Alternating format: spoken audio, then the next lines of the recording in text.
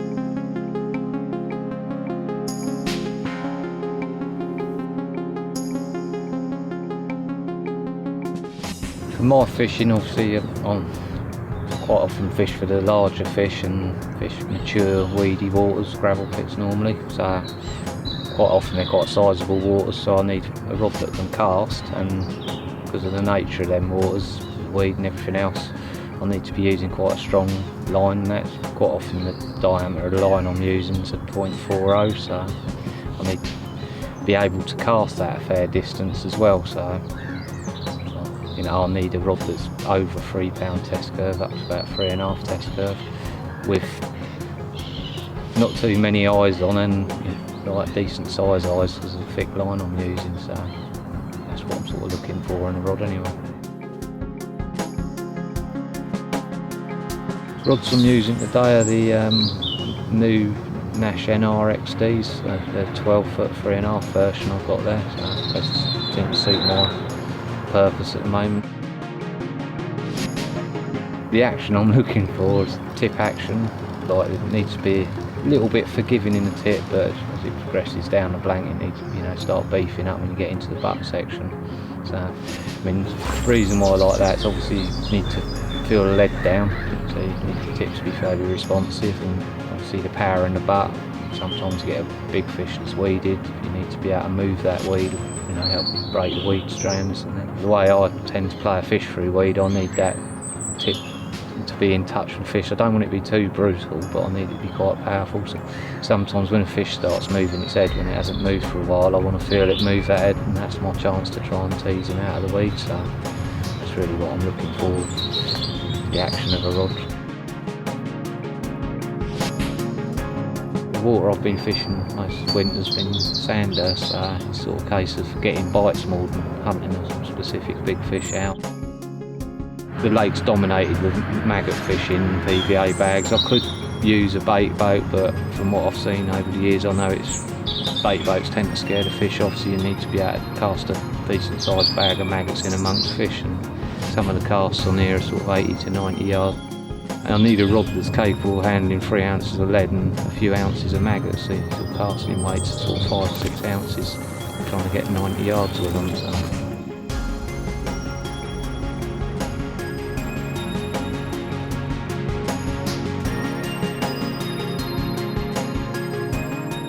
with any rod, it's all about balancing your tackle. I mean, they're a powerful rod, a 3.5 pound test curve, so you're not sort of going to be using size 12 and 14 hooks with them. You have to sort of gauge your hook size up and alter your presentation so everything's balanced.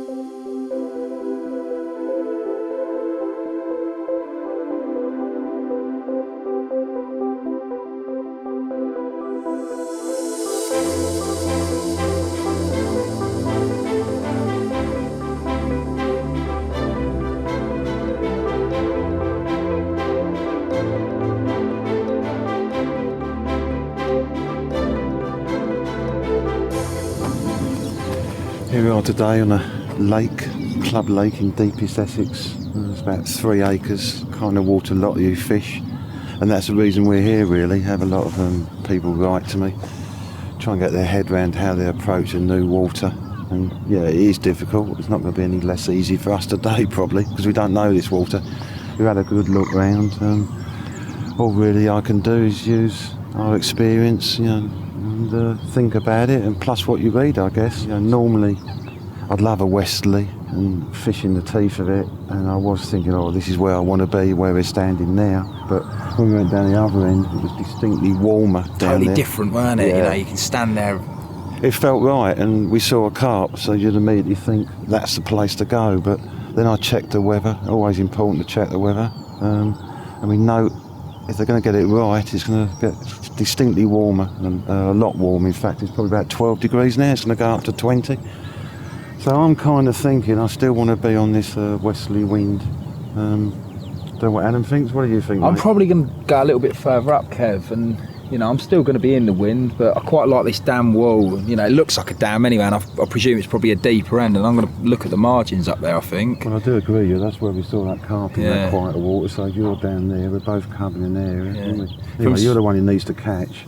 I just need to experiment. I always want to catch. Yeah, I'm here to catch. And what's your plan then? My plan, as usual, is I'm the guinea pig. I've done a winter testing gear, sleeping bags and bed chairs. And I have to say, I'm getting so into the zig thing. Absolutely fascinated by that whole form of fishing. I think we're on the eve of a revolution, if you like. And so much exciting stuff to learn. And I fancy the zigs up in the water, certainly in the daylight. Either by this evening, I'll be craving wanting to catch one because Alan's emptied the lake, or I'm also very interested in zig fishing at night, so I may stick it out and try and prove a point. If I get one in this session, I'll be happy. Should we go get some gear? Yeah, let's go and get some gear, Get mate. out, mate.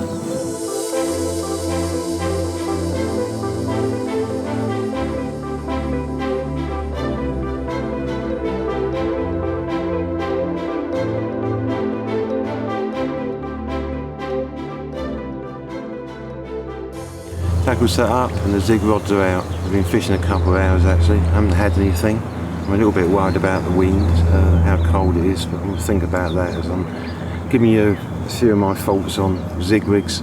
For those of you who are not sure, it's a method of suspending a bait off the bottom but below the surface, and that in its own is unusual, or is a relatively new concept.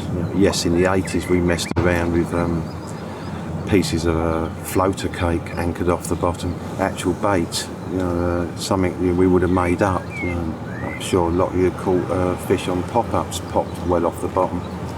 But then things kind of changed, people started using foam, and then the foam got smaller until it was tiny little bits of foam, because they found that was most effective.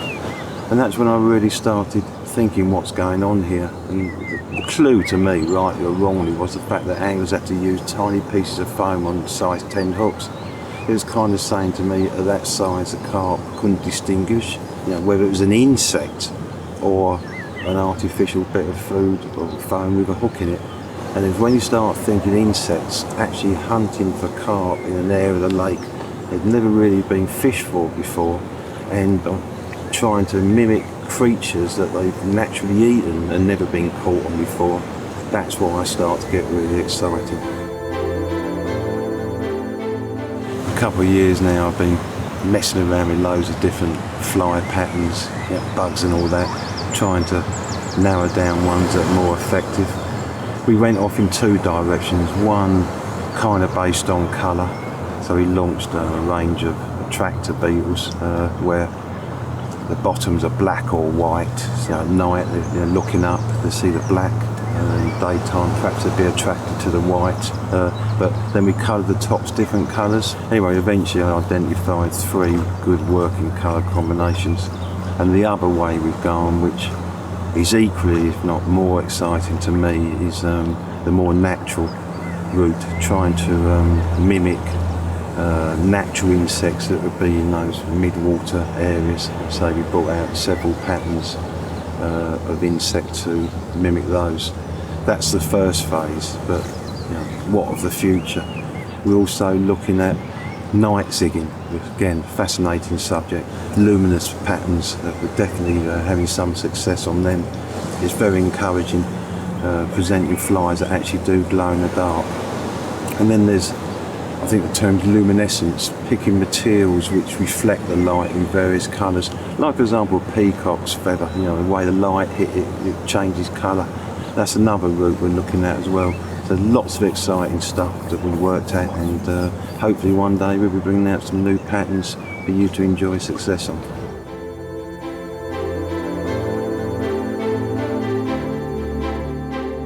I've also been experimenting with liquid attractors. Yeah, the zig bugs, well proven to work without attractors, but on their day, and certainly there is days where, you know, boosting with an attractor does work. But I found something also very interesting, a great little fishing edge. You know, I've had those occurrences, a quick bleep, a double bleep.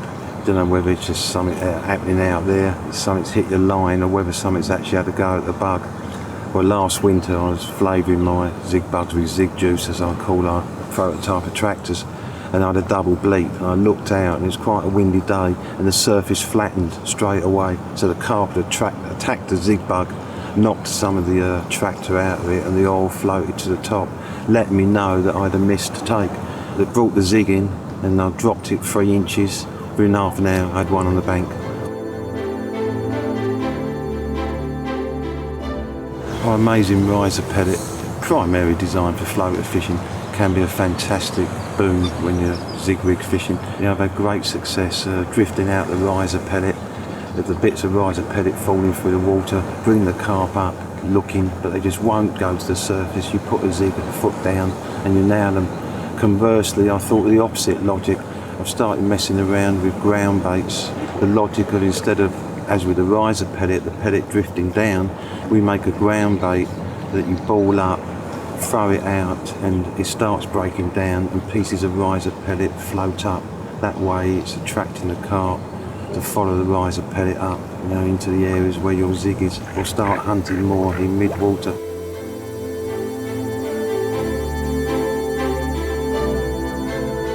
If you want to master zig fishing, I think what I'm going to say next is really important, and that is that you have to commit yourself fully, and it's important you commit yourself fully with all rods, and I'll explain why. It's the key thing in zig fishing is the depth, the zone that they're swimming at. 6 inches either way, and it's quite likely you won't get a bite. But get in that zone that might only be 6 inch wide area of water, and you could have it off. You've got to commit all 3 rods to it, or 4, however many you use. And how I do it is, I'll set one at X depth, you know, that's like my benchmark depth. So let's say it's 12 foot of water, I'll set it at 7 foot on this day.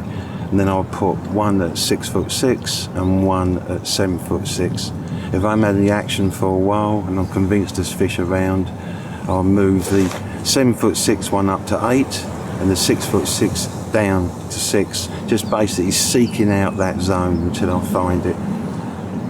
But anyway, I'll end on just a few words about the 2 rigs that most people use. The fixed zig rig firstly. A couple of things I've learned there is that sometimes I've noticed getting mistakes and that, and I watch fish come up to it. They look like they're trying to suck it in but can't. I was talking to Jack Brown about this, and he'd spotted fish from a tree doing exactly the same, just missing his rigs, and he showed me a nifty little rig. He's tied a bit of pole elastic into his rig down by the lead, just so when the fish come down, it's just that little bit of movement to make sure they can suck it in easily. And Blair's come up with a cracker. It's about 4 inches of a tungsten tube with a tail rub on the end. You just put that on your swivel at the other end of the zig rig link, and that lays on the bottom, so when the carp comes down it sucks in the bug and the boom just lifts up, just gives it that bit of movement. It really does work, so I'd recommend that. With the adjustable zig rig, as I said, I think a lot of people are frightened that the float spooks a carp, and certainly I believe it would if you had it too near the bug. We've attacked that both ways. We've brought out our own zig rig float, a transparent job, so it doesn't show up in the water, but also I try and get the float as far away from the zig bug as I can. So say, for example, you expect to fish from 6 foot up to say 9 foot, moving it around to try and find the zone. I'll tie the float in at 6 foot, so you know, when I pulled it right down, the float is right on the bottom, so I've got to say like 5 foot of link between the float and the bug, maximum distance away. Yeah, that's how I do it anyway. It seems to work for me. So there you are, my thoughts on zig rigs. Guess I better go and catch one now. It's all right talking about it, isn't it? It's one thing doing that, it's another thing catching them. And on that note, I said it's a new water, we don't know anything about it, you know, so just like anyone goes to a new water, you've got to try and work it out. This morning we arrived, strong westerly into this corner, but this wind has got a real bitter bite to it. If I was a carp, I want the sun on my back in spring. You know, I think the sun is so important to carp where they live in a lake, especially in spring. So I'm going to move. Been here a couple of hours, haven't caught anything on the zigs in this swim, so I'm going to try another swim.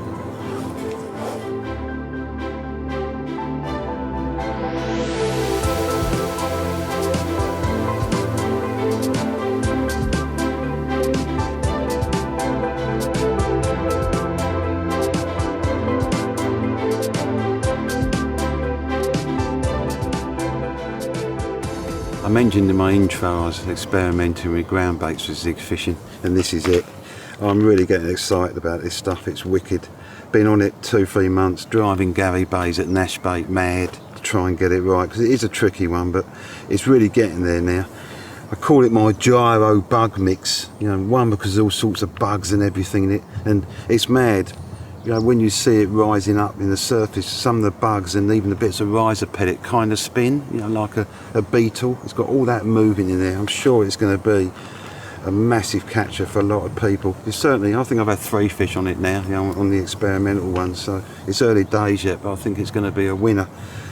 Also, out of it's come another product, what we call the ball maker, because I wanted to get tight balls out at range, and so we've come up with this little natty gadget. All you do is fill up the big section with your ground bait. So, you know, when I say ground bait, it'd be great for pleasure anglers as well. Give it a good compression, press the bottom button, and out comes a perfect compressed ball that you can put out at range with a catapult. That's awesome, isn't it? I love it.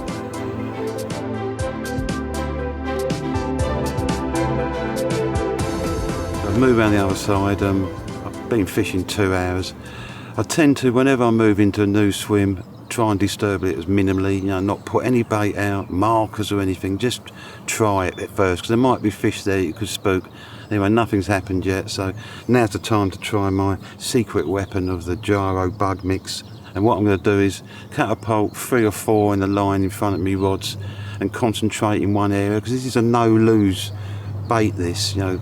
It hits the water, as it goes down, there's loads of little bits falling, and then when it sits on the bottom it starts breaking up and there's all bits floating, you know, bits of riser pellets spinning in the water like gyrating beetles, and then there's a residue left on the bottom. So you've got a chance of getting them with the bottom bait rigs as well. And that's what I'll probably do tonight. I'll start feeding this in regularly and then put a bottom rig out there as well. So I'm covering both options, mid-water and on the bottom. Wicked.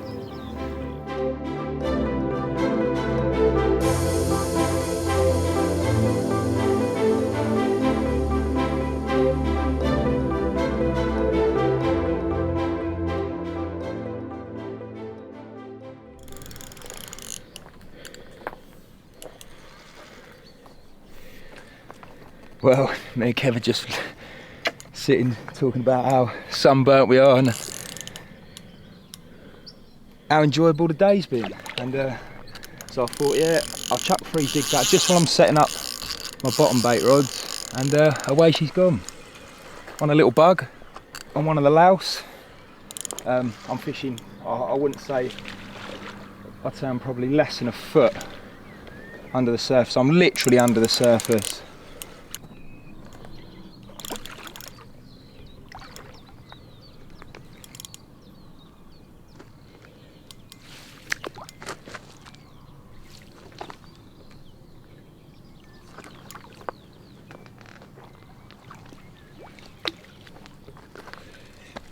Out. Cheers, mate.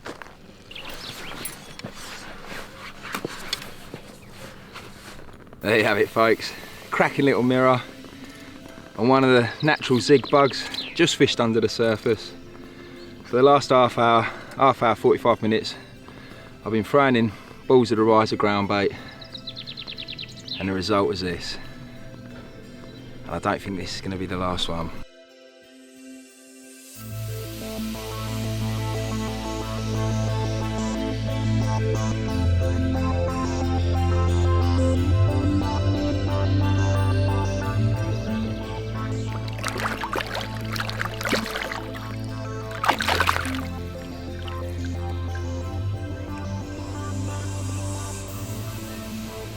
See that? That's why these fish get so big. It's absolutely heaving with naturals. Get on the bugs.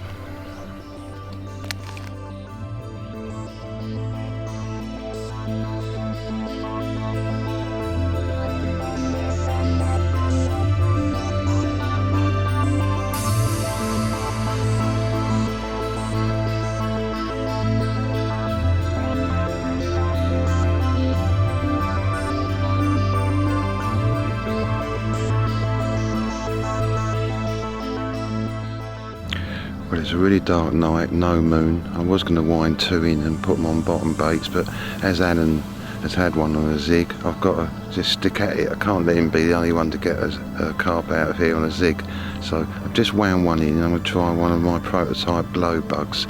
So if Winston, the famous cameraman, would turn the light out, you might be able to see it glowing in the dark.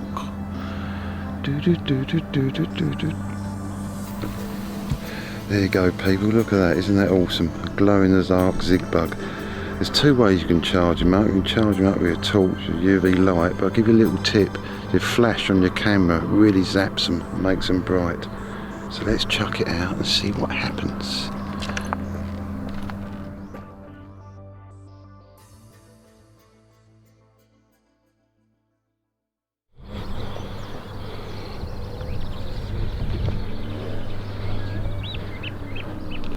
I've got a fish on here which is really slow. It kind of starts shaking when you get one that's really slow and plodding, because it's often a really good fish.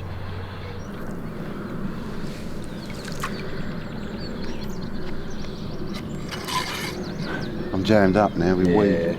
You might be a walk back jobby, Kev. Go on, that's it. Okay? Yeah. Oh, what a mess. Need a floating mono here, not XT. It's too blowing damn good. It gets in the weed.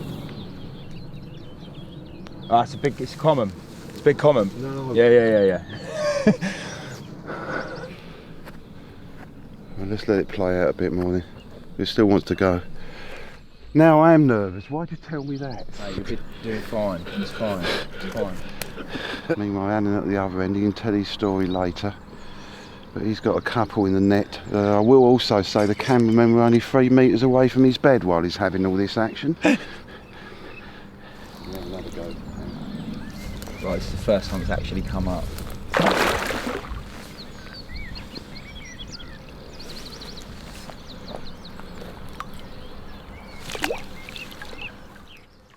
Yes! Yeah. You sure it's a big girl? Big one, mate. Yeah, it's a big one. Shows what you're up against on this lake with all this horrible dead slimy weed. That's where a big tip ring comes in handy, but I have to say, this mono has impressed me. Must have sunk so far in the weed, it's more like lead core. Horrible stuff to get off. You'll be here all day filming this wind. I'll go and do something else in the meantime. Can I have a cup of tea, please, mate? Oh, well. There's one hell of a beautiful carp. Get on, mate.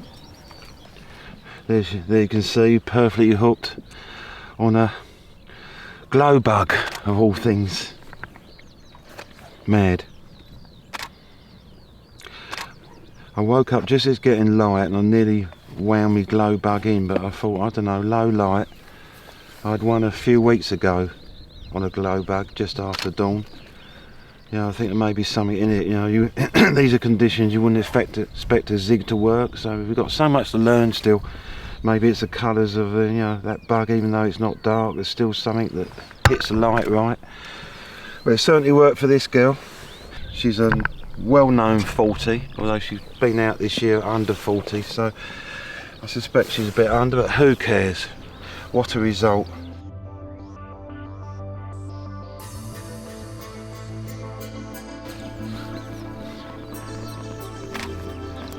chuffed or what?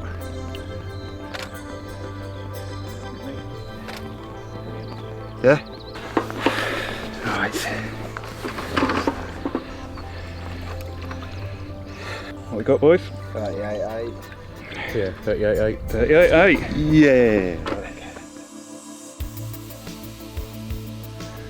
On the watercraft angle, as you know, I was over the other side yesterday.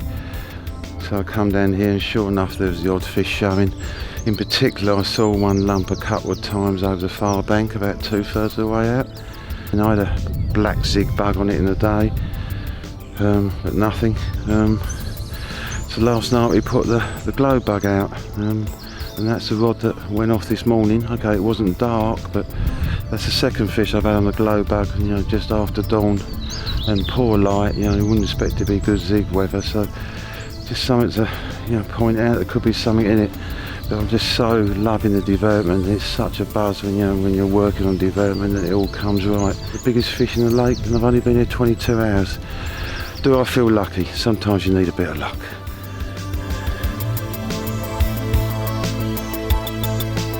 This is a ghosty. It's got some beautiful big scales down here and a lovely run of linear scales right across its top flank. And there it is. A mid to upper double ghosty.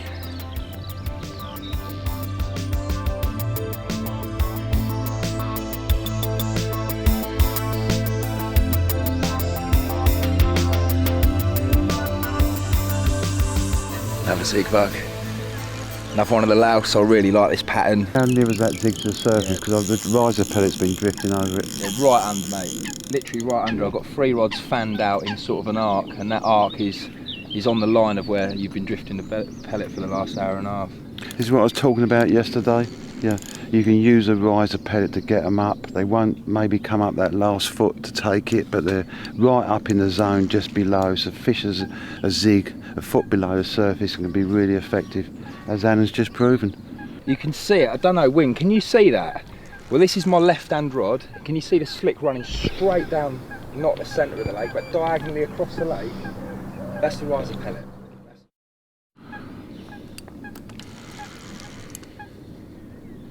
Oh lad, by the way, I've got to go back to work. Us workers aren't full-timers. We're lucky to get a day and a night in me and Alan. So just as he's caught this and the sun's coming out, after me being feeding for an hour with the riser and hopefully getting them up, I've got to go and work. But hey, am I feeling greedy? You've had a chunk, I've had mate. a chunk.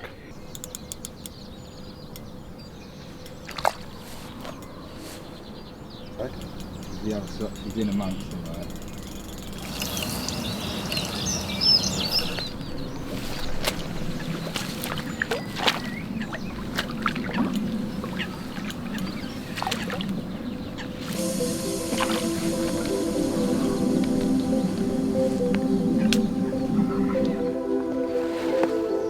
There it is, another beautiful club lake mirror, and you can see there, don't know if you can get in on that win, there it is, little louse from the naturals range. Definitely been my favourite pattern, all of last year, but what with all the new bugs out, there's so much more variety to try and stuff. It really opens up so many options for zig fishing. I'm going to get this unhooked, another good hook hold. He's drifting the riser pellet over the lake and I just couldn't resist flicking a couple of zig bugs over the top. It really is an awesome method. Over the top, under, I hope. Under the top, over the top of the riser. Right, that is, it's just a touch under with the water going at 22.6. Brilliant, nice one.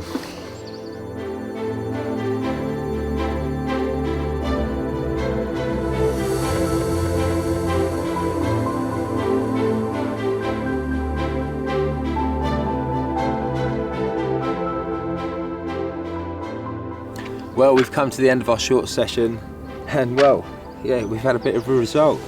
Both of us have probably had our rods in the water for about 24 hours each, and Nash has obviously had the big one, and I've had 5 bites. Thoroughly enjoyed myself, but for now, I'm going to get the rest of the gear packed up and have a couple more laps with a bucket of floaters, just in case I can get a few taken off the top. See you soon.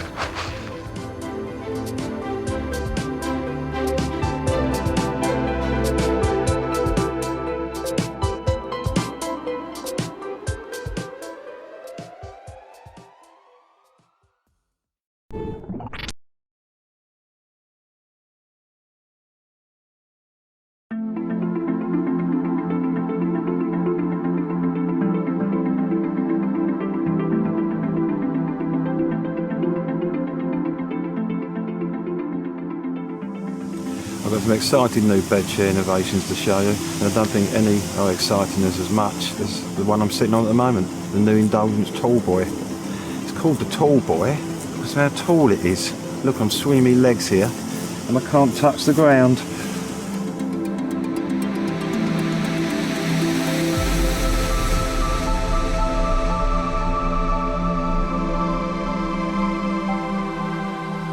Again, it's thanks to you guys and girls who've contacted us, kindly given us your ideas and your thoughts.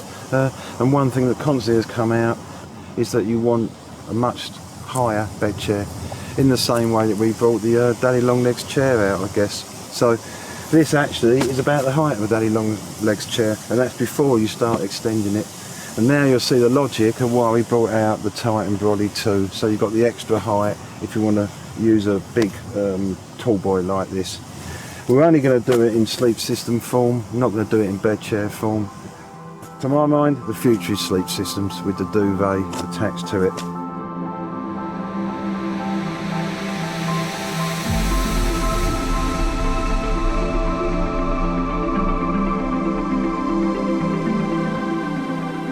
So, what's the Z bed about? Mainly, it hasn't got a hand wheel. That's the key. It's just got a hinge there, so it's perfectly flat. There's no great lump of hand wheel sticking up, and there's no great weighty thing.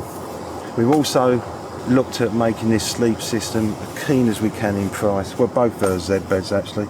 So it's an exercise in making a realistically priced bed. It's single thickness as opposed to the double thickness of the Indulgent sleep systems. I would guess that's 3.5 season. For those who want to try one throughout the winter, I would recommend you get a shroud. How do you fold it up? Because we haven't got a hand wheel. That's the other reason for using hand wheels, because they hold it locked together. With this, it's simple. I've got a webbing strap. Pull that in, pull that down. Now look, I can't get that any tighter. You couldn't do that with a hand wheel because of the configuration of the teeth. So I think it's a much better way and a much more compact way of storing a bed chair. We've also got a bed chair version, which, as I said, goes against everything I've just said, but we have to recognise a lot of anglers still prefer a bed chair. Immense value for money. It's actually a bit longer for tall guys, not the Europeans, and it's wide boy width. I think a great new concept, worth considering.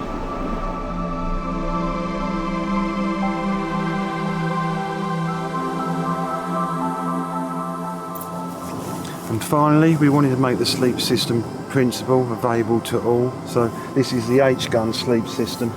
Cracking little product, entry level or starter carper. Amazing value.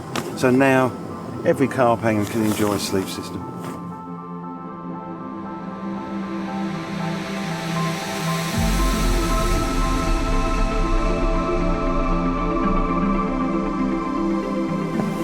And last but not least, some improvements and innovations to our frostbite sleeping bags to tell you about. Firstly, the outer material. This material's just become available. As soon as I felt it, I thought, oh, it's gorgeous. It's so soft, really light and super waterproof. So that had to go on the frostbites. We've changed the fitting. It's now got the, I think, world acclaimed Holofill, one of the best materials for insulation. Those are in both sub-0 and sub-20. I've got the sub-20 here. That's the one for those of you who are new to Nash, with the 2 layers. So in summer or warmer weather, completely undo and take off this top layer, so you just sleep with the under layer. In winter or cold weather, you just zip it on, so it's a twin layer bag. Much easier than liners that fit inside, messing around with Velcro. In fact, I did that for 15 years and come up with this idea and could have kicked myself. It's so simple. But this also has another simple idea that I don't know why I haven't come up with before. I'll explain the thinking. Good sleeping bag design is about making the sleeping bag as close to your body as possible. In fact, some of the mountain ones have elastics to cling to your body. Then you're not trying to heat up air, cavities, whereas anglers want loads of room. So that's why we have to have so much insulation, to try and heat up all that airspace. I had this idea last winter and then went fishing all winter to test it, of putting these, if you like, curtains of insulation down the length and at the bottom, so when I'm in the bag they lay down the sides of me. and you can see the distance between the curtain and the edge of the bag. So all that area multiplied by 2 is air that I now haven't got to warm up. You'd be amazed how quickly these warm up, and they maximise the insulation of the bag. Little silly thing, but a great idea. The Frostbite Sub-Zero has not got the curtains, by the way. So the difference between the Frostbite Sub-Zero and the Sub-20s is a single layer, a 4-season bag, and it hasn't got the curtains. But it's got all the other features I just spoke about.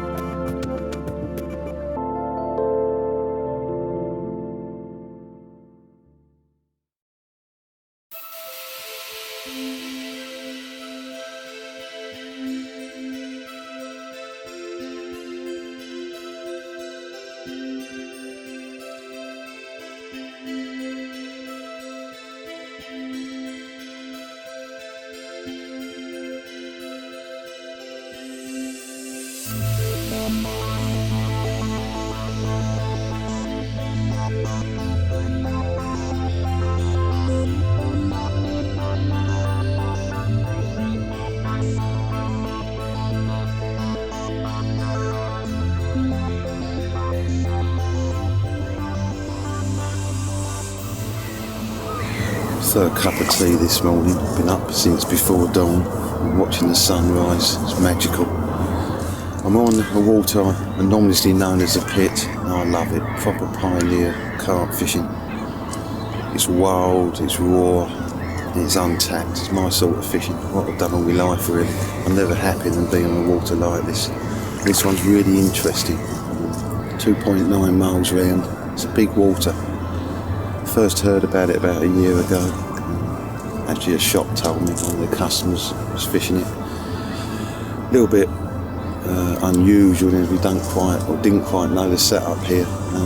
It's been sold, and the guy who's buying it, he's got a guy on here just looking after it, and that guy has let us on, which is very lucky. Anna and I moved on here. It's about April. As you all know, we've had a terrible spring. It just rained the whole time we was here. First session was 5 days, I think. We never even saw a carp the whole time. But yeah, we learned a lot about the water. What we've been doing is, because we didn't know where to start, really, we've just been figuring out places, pitching up, where we can get a good view of the lake. And then one of us has been, watching the swim while the other's been walking, looking for them. On big waters, especially if it's low population of carp, the key word is location, location, location. You can't just pick a swim, hope they come along. You just got to be moving all the time, looking for them. It really is mobile stuff. It's been interesting to know Anna's been taking less gear every time, stripping it out. I brought an old rod idea I had a few years out, and actually we developed it. The scope rods, so they really packed down to nothing, but most importantly they can really travel light and unencumbered with them. Really, I've just got a little metro barrow, and that's only to put my bed chair on, my umbrella and a bit of bait. Otherwise it's rucksack on the back and my rods on my shoulder. Just so easy to move. We can walk for miles that way. Love it.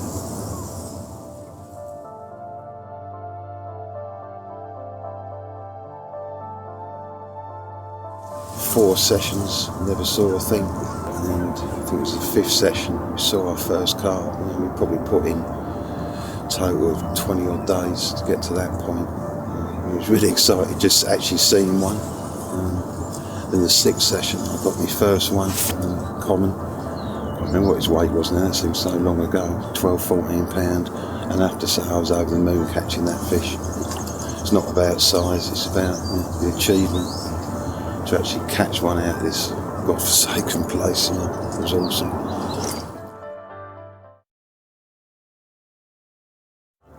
The bottom of this pit is just mind-blowing. You might be in 2 inches of water, you might be in 6-7 foot. It's up and down like a yo-yo. It's, for me, difficult to get my head round.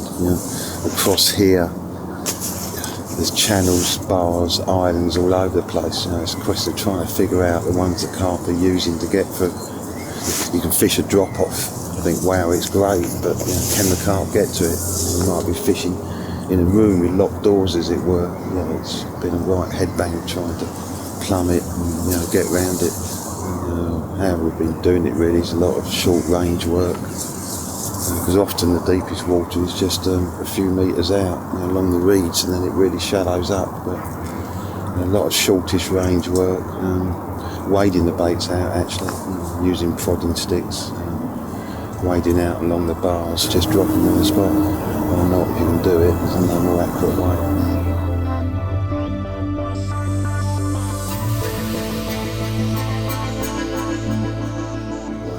I've never known a lake with so much natural food. There's constant hatches coming off it, and the water itself is saline. You feel it, it feels soapy, it tastes really salty. Hence the shrimp population here is amazing. You put a landing net in the margin with some ground bait in it, and half an hour later you've got like a kilo of shrimps. Just incredible, they're big enough to eat the chow mein. I've fished waters like this over 40 years, and especially when they're very rich, especially when they've never really been fished much. After location, bait recognition is the issue. Quite a little way I go about it. Sweet corn, as far as I'm concerned, is the most instant carp bait there is going. I've used it all around the world, and I don't know a bait which a carp will latch on without ever seeing it before. The key is to use the sweet corn to get them looking for and recognising bait, but then bait is something which they eat at the same time. So I'm mixing up sweet corn with our monster crab and crayfish boilies that are especially produced by Gary Bays. They're fluoro orange, so they really will stand out. And I'm also using a lot of pellet. That's primarily to attract the shrimp. They seem to love the pellet. So my thinking is, if we attract the shrimp, which is the food source of the carp, then we attract the carp as well.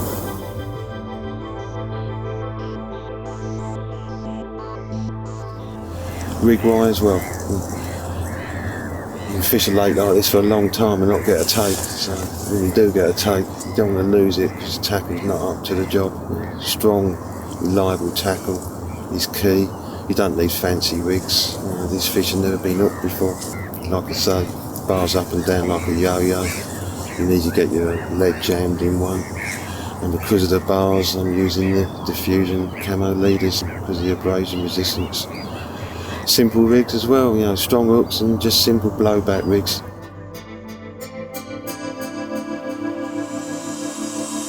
And then we did another session, and then got his first one.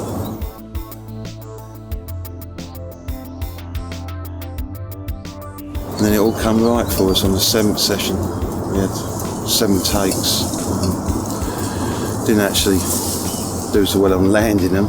I hooked a big fish then just ploughed through the reeds and had it on for about a minute and lost it. And I hooked another one and that grounded me on a bar. I tried slacking off and I just couldn't move it, it didn't swim off or anything. In the end the hook link parted. Then Alan got one, small common. I can't quite remember the series of events, but all I do remember is late afternoon. And he got a take and he weighed out and hit it, and I just knew that was a big fish. I saw it boil off. Anyway, cut a long story short, I was blown away when this fish come over the landing net. Stunning mirror, you can see, really heavily plated. One of the most amazing fish I've ever seen in my life, And that really made it for us. I think the next morning under 20 pounds, something common. And that was the end of the session, really. Magical session. Finally, we was cracking it, beginning to understand the fish, and everything was coming together. The plan was working. So we come down the 8th session. We was actually wading around the lake, taking out some snags and that. And the owner come round and asked us, what we was doing. We said, well, we got permission to fish here by Mr. X. He said, no, you haven't. He hasn't got permission to fish here. So it's kind of led along a bit, and we got chucked off. Amazing, really. Just beginning to get to the bottom of this place, and was asked to leave, shall I say. Apologies, I suppose, for being on the lake when we wasn't allowed to, but we believe we had permission. I suppose that's life, and that's carp fishing. You now need a new plan.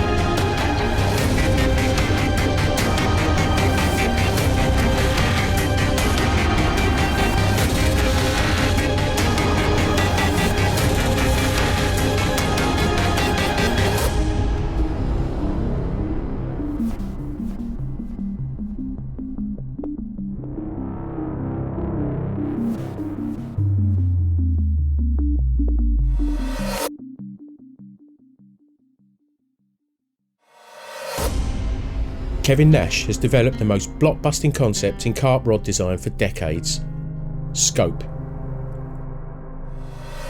Scope rods are available in two lengths, a radical 9-foot version and the more traditional 10-foot, the preferred length of legendary carp angler Richard Walker. The Scope features an innovative retractable butt section, resulting in a pack down size of 44 inches for the 9-foot Scope and 50 inches for the 10-foot version, allowing them to be stored in the boot of a car.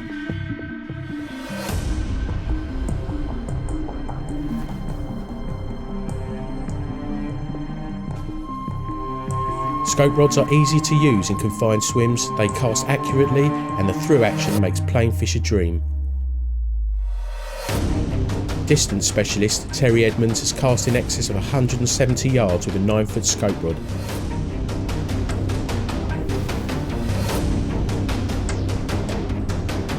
To complement the rods, Kevin has also designed the awesome Scope landing net, featuring a telescopic lockable pole that extends from 44 inches to a very useful 6 foot 10 inches. The Scope concept is the most compact kit ever designed for carp fishing, the ultimate in mobility for the active, focused carp angler. Scope for the future.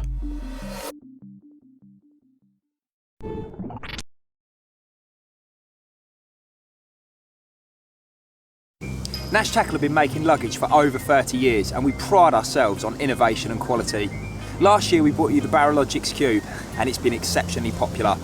It made obvious sense for us to look at this concept, and this year we're bringing you the Barrelogix Cube Compact. The Cube Compact is exactly the same as the Barrelogix Cube. Well, I say exactly, there's one major difference and that's its size. It's obviously a lot smaller.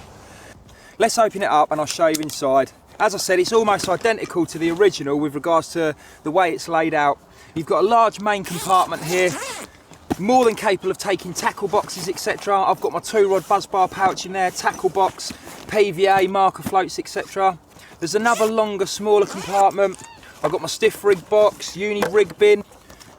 On the left hand side, if I unzip this one, I've got all my bait. This is actually an insulated compartment here, so I've got a couple of bags of freezer bait in there, pop-ups, catapults, dips, etc.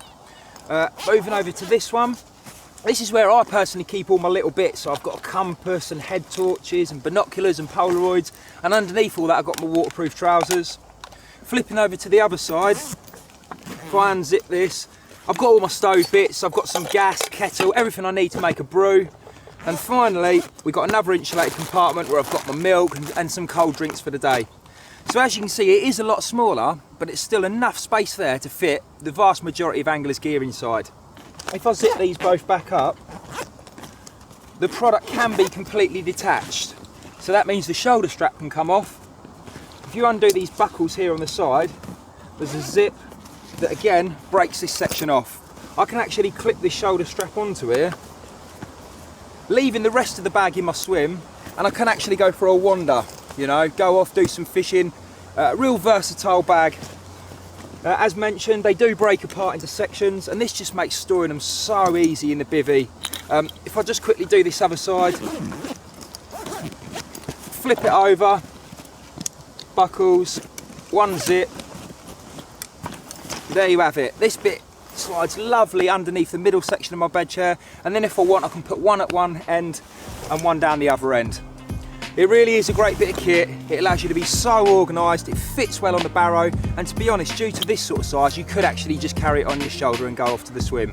Check it out guys, it's the Barrelogix Cube Compact.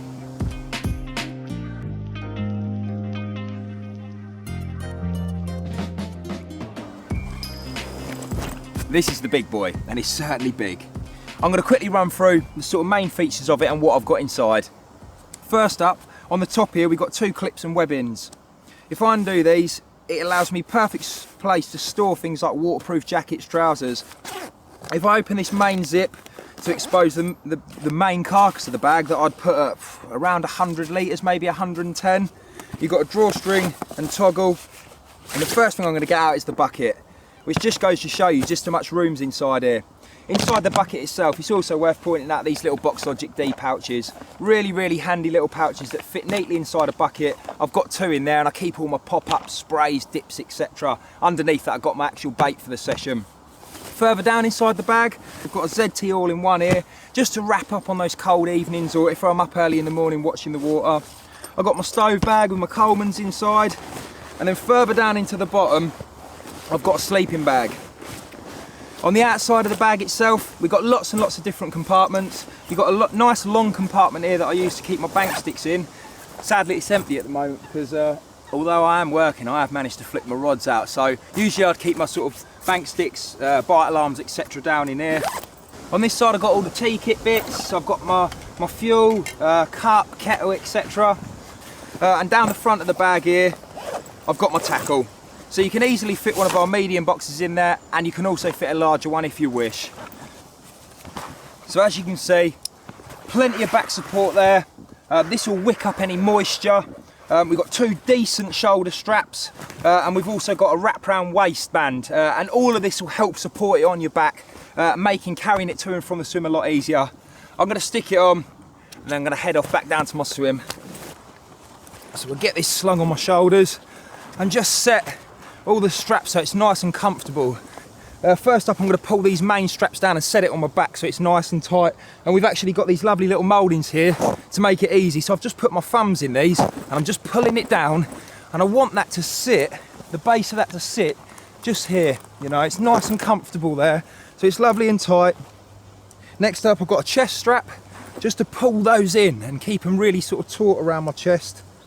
Again, nice little buckle and clip. That's that bit sorted. And finally my waist area, just to finally pull it all in nice and tight. Like so. And that's me ready.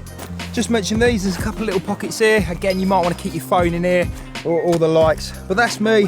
This is the big boy. As you can see, it is a big boy. But once I've got my rods and a bed chair under my arm, I can go off into the distance fishing.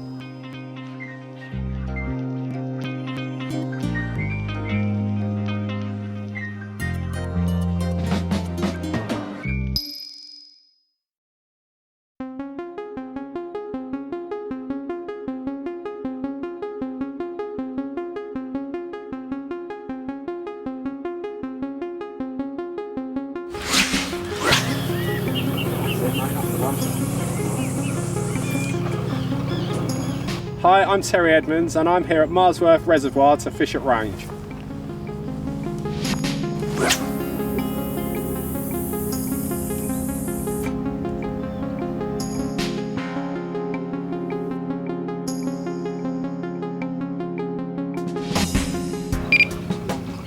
Oh, I've got that on camera.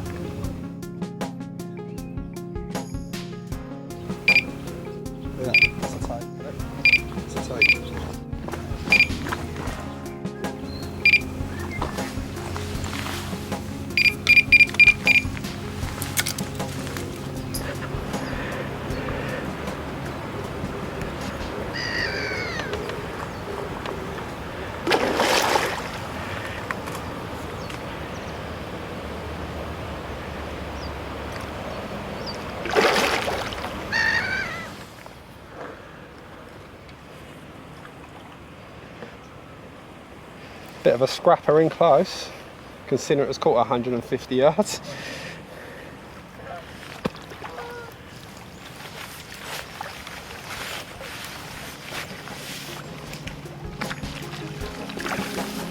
Oh.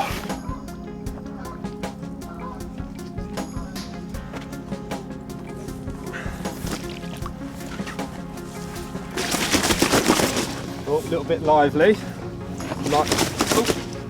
Right, and here she is. Mid-double, I suppose, maybe a little bit bigger. But there she is.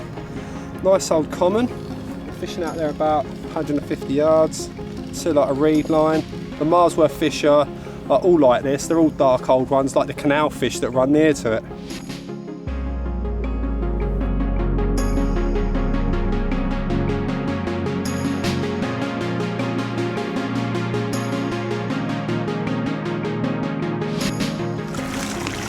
Lovely, time for a bit more bait, I think.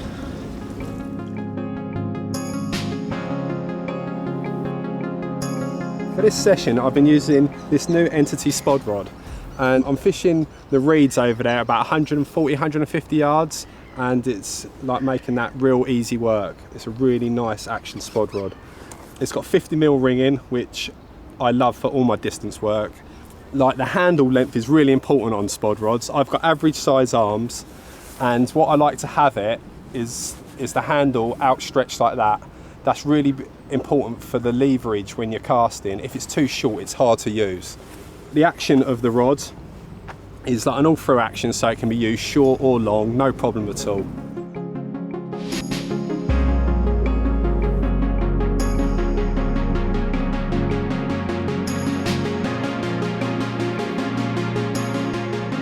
Let me show you the rig that I'm using. Right, the first thing that I've got is the Missing Link Silt in 25 pounds, and I just take a little bit of this off the spool, about 10 inches I suppose. So like, I'm going to tie a little loop in the end, and then what I'm going to do after that is just put a little knot in the hair around there. This stops the snowman from slipping backwards and forwards on the cast.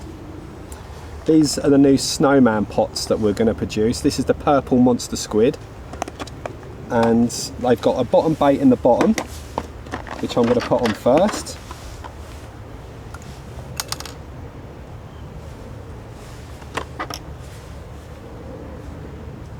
Just put Put that on the hair, like that.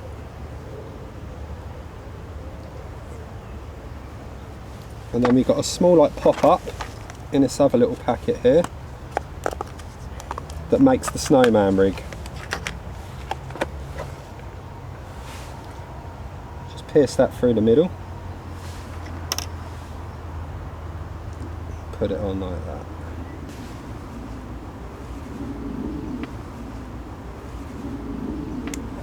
Right, now we're going to put this hair stop just right in the end of the loop, just there. And that just makes our little snowman here like that.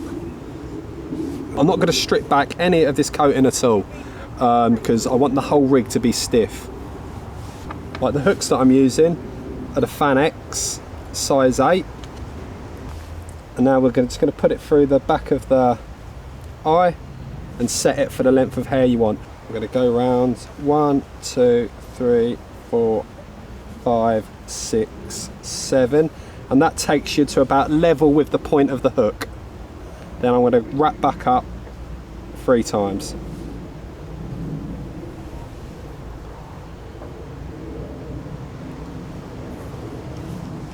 Then I get a bit of the Klingon putty and just put it halfway down the hook link. Only a little bit, just to make sure it sinks. And that is like the rig there.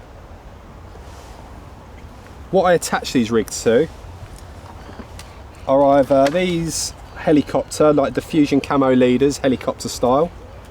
I can just tie that rig straight onto this swivel.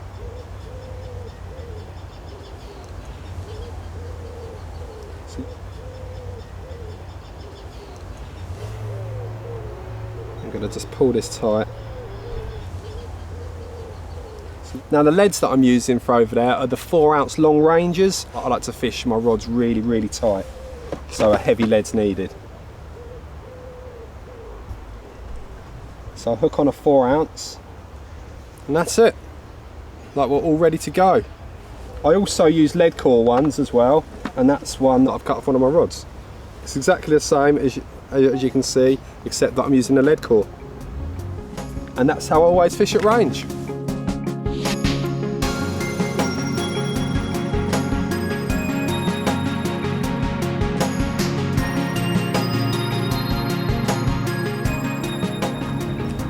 Right, I'm just about to put my rig out to the reed line that I'm fishing over there about 150 yards. But there's a couple of safety aspects that I'd like to just go through quickly. I'm using a shot leader, 50 pound this is, braid. That's very, very important. What I've got is 4 turns on the spool, straight up the rod, down to the butt eye. That's the length of the shot leader. And something else I would say, like before you cast these distances, every single time, just make sure that's done up tight. The clutch is done up tight, because if that starts to slip during the cast, you're going to hurt your finger. Right, what I'm going to do now is just run through a cast. I know you've seen it before, like on other DVDs and stuff, but I'll just like remind you of the basics. Like before you cast, you want to get your arms up high. Your arms up high. Remember that you're using the rod as a lever, so you're pulling down with the left hand if you're right-handed. Line yourself up, everything nice and steady, and then you cast.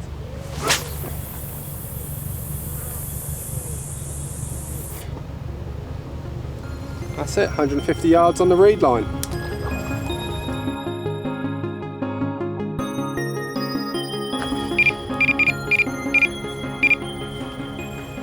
Right, the rods that I'm using today, like I have been for the last year, are the 13-foot 3.5 NRs. Really, really happy with them. They are fishing rods, they're not overly stiff, and they can be used from long range to short range. They're just top quality blanks.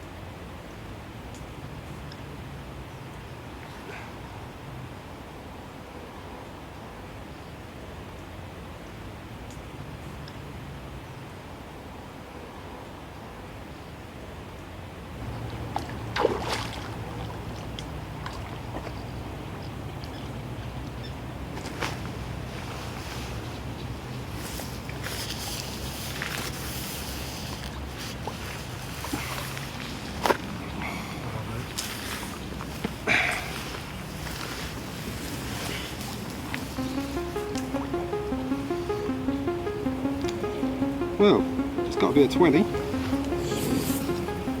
it a thumbs up.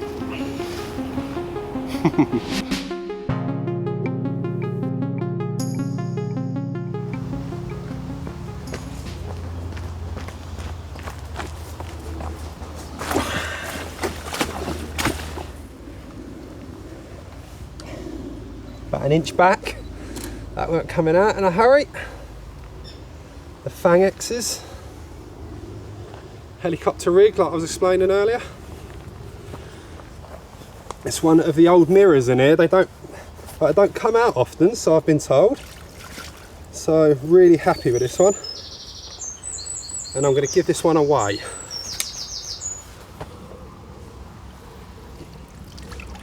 $25 dead, it's looking like. Just so you can see it. I'm shaky a bit. Oh, that'll do. Right, really happy with that one. One of the old mirrors out of here. Like I don't get caught often, so I might put this down to my long range fishing. Like they think they're safe out there, but I'm after them.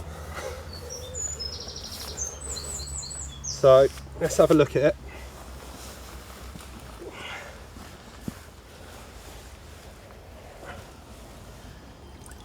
There it is.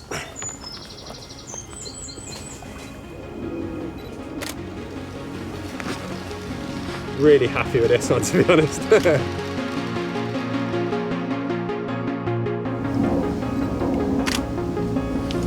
Right, I'm just going to turn it round. Help.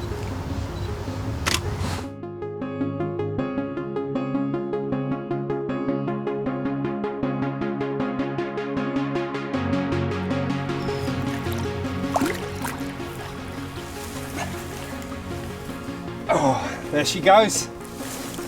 And I'm well happy.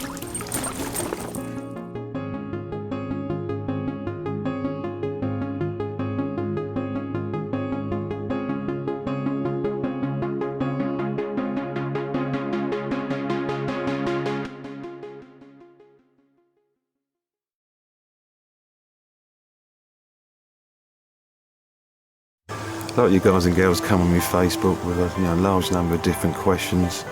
One that keeps on coming up all the time is about main lines. The big question here so much is braid or mono. So let's start with that, braid. Of course we do the famous bullet braid. In tackle box sales it's the biggest seller and we never advertise it.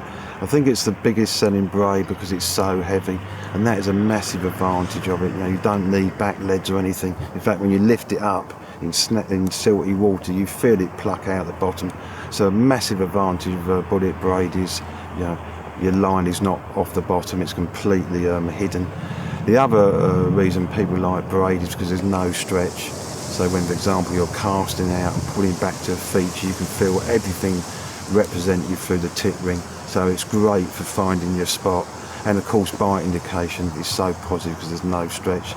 The downside of braid is the fact it's got no stretch. So it can be really scary playing fish. You feel every lunge through the rod, but personally, I won't use it now if I ever believe I've got to hold on to a carp. I've had a few mishaps in the past where trying to stop carp going around islands and that, and my hook links being destroyed. So it would be my first choice if I was in open water and never had to clamp down.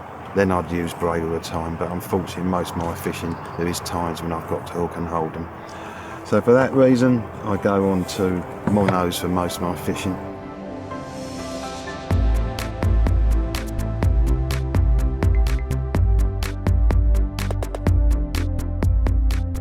Now we do 3 monos.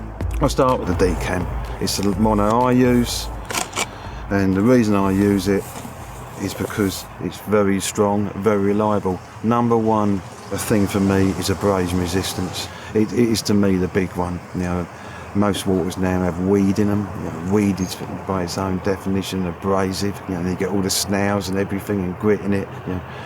It can really damage a line, and that's without other things like snags and all that. So I want a line, if it touches a snag, it's not going to just part, because it's got no abrasion resistance. Other advantages over D-cam over other lines is exactly what it is. It's got, you know, the NXT D-cam. It's got a unique camouflage, you know, that just basically disappears on the bottom. Knot strength, diameter, it's probably, you know, it's up there with the best. Also very heavy for a mono as well. You know, so again, it's getting towards a braid, but for me, number one is abrasion resistance. Then we do two others. We brought out this new line in the spring called Zig Flow, primarily designed for floater fishing or zig fishing. The first question I'll be asked is, why don't I use the NXT D-cam for that? The reason is because we designed the D-cam to be really heavy, to make the line as heavy as we could. So complete opposite with a zig line or a floater line. Of course, you want it as light as possible, as buoyant as possible, to float up to the surface with a zig bugger on the surface. So that is the reason we got Zig Flow. So if you want a line for floater work, I'd recommend the Zig Flow. Then we have soon to be launched Hardcore. It's a belts and braces mono basically, but we recognise a number of people, they just haven't got the money to buy a high premium mono, so we've brought out a good basic mono, you know, that is great value for the money. That's all I can say.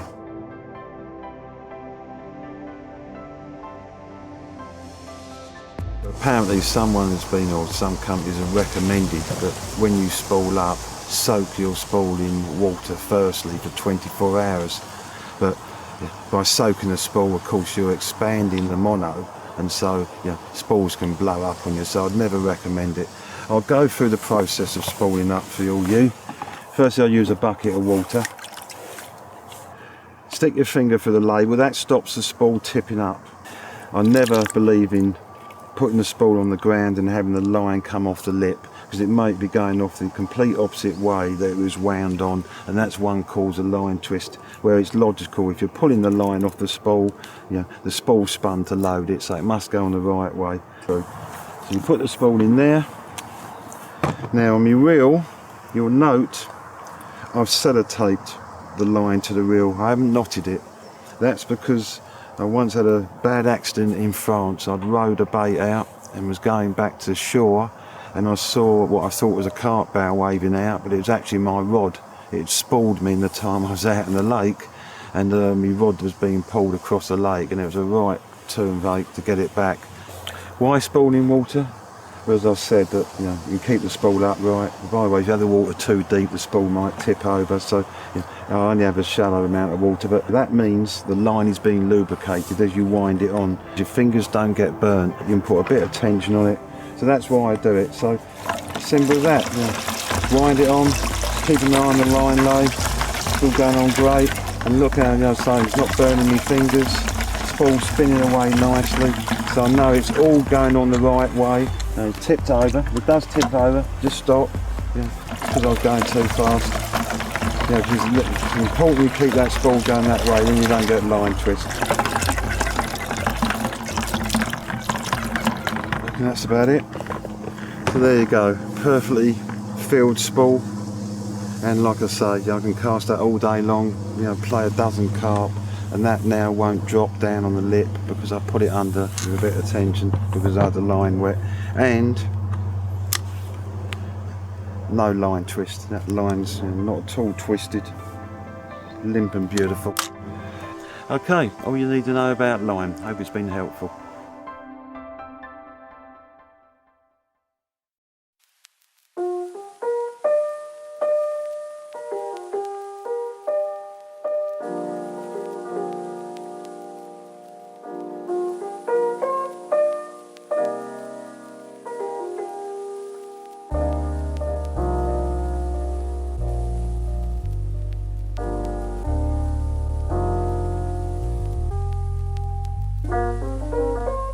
Hi, I'm Alfie Russell. I got down my local park lake this morning, Hampstead Heath. I've just bagged this stunning koi, and I'm going to slip her back, and we're going to hopefully show you around and catch a fish or two.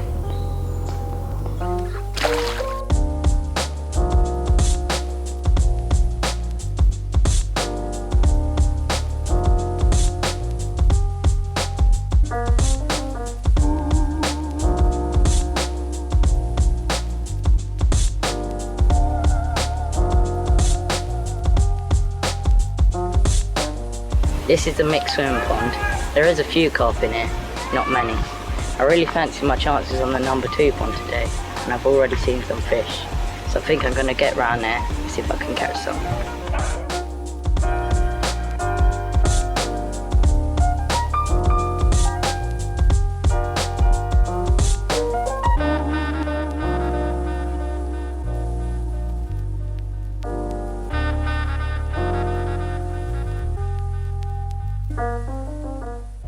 I'm on the number 2 pond now.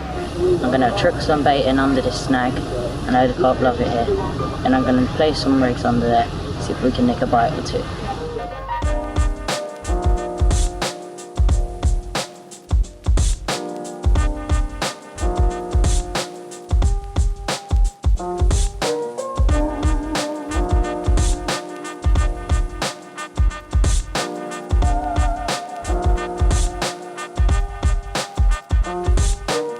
I've put my rig in a solid bag now.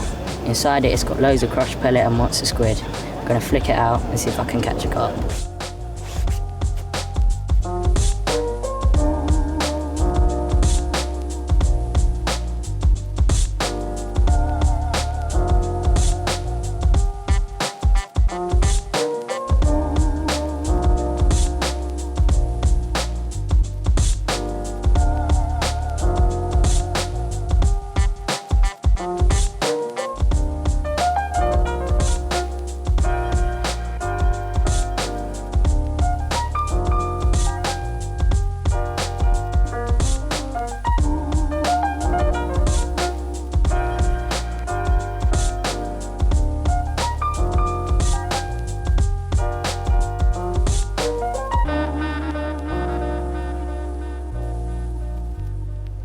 Because it's close in fishing today, I'm free lining. And just to help my line float that little bit better, I'm just rubbing a bit of Vaseline on it.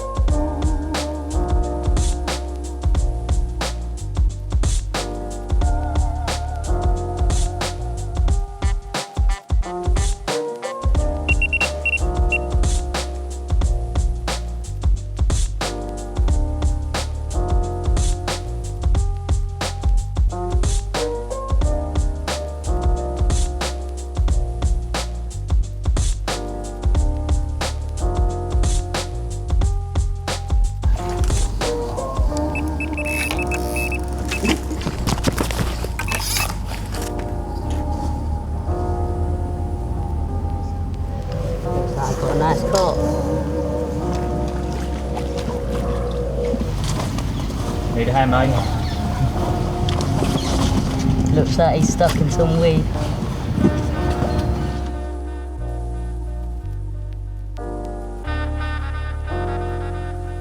A lot of weed, but there's a carp in there.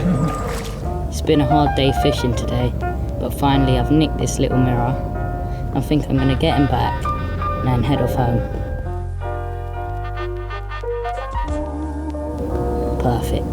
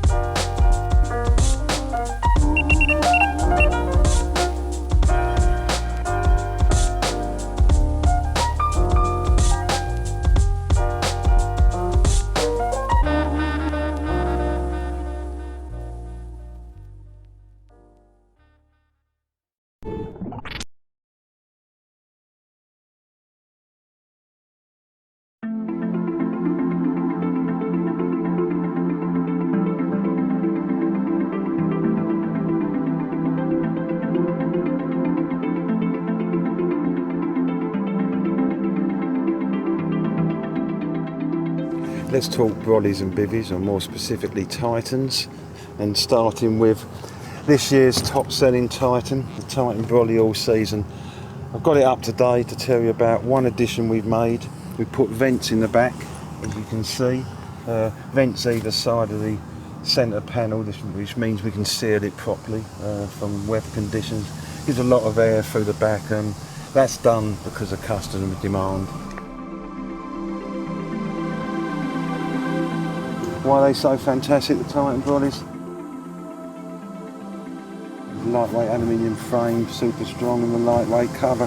And you unzip the waterproof front, you can put just a mozzie front, or you can take them both off and just fish it open. It's so versatile, it's incredible. To save confusion from the old Titan brolly all season and its new version, we're going to call this the Pro with the vents in the back. So if it's a Titan brolly all season, that's the old model without the vents. If it's got the vents in the back, it's the Titan brolly all season Pro. One of the questions I'm most asked is, how big is a Titan brolly all season? Can I get a wide buoy bed chair in it? So a few words on that. This is a wide buoy in here. Yes, it's tight, but it goes in. I put it at an angle, so I've got all the space at one side. There's ample space there for your rucksack, cooking gear, telly, whatever. A little bit of space there for a bag, and you've probably got about a foot across the back. Or if you've got a standard width indulgence, you can put it in square. But you see there's plenty of room. It's compact, but it's very livable. Okay, but now I've got two bigger Titans to show you that are new.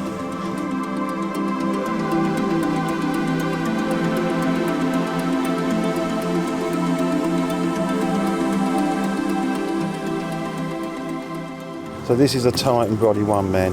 Quite a lot bigger than the Titan brolly all season, and I suspect this will be the most popular. It's a good roomy one man, what I would call a 1.5 man. Equivalent, if you like, in size to those that know the models, a groundhog or the one man Titan. Again, preempting the questions I'm going to get asked, how big is it? Can I get a wide buoy in it? Well, this has got our new Z-bed wide buoy in it, which is as wide as any bed chair, but it's a bit longer. So yeah, that's a harsh test, if you like, and there's still plenty of room in there, so massive area in this corner, because I've set it up the same angle as the Titan brolly all season, so you can get a comparison.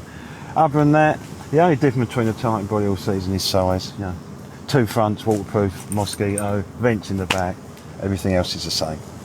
Right, now on to the Titan brolly 2.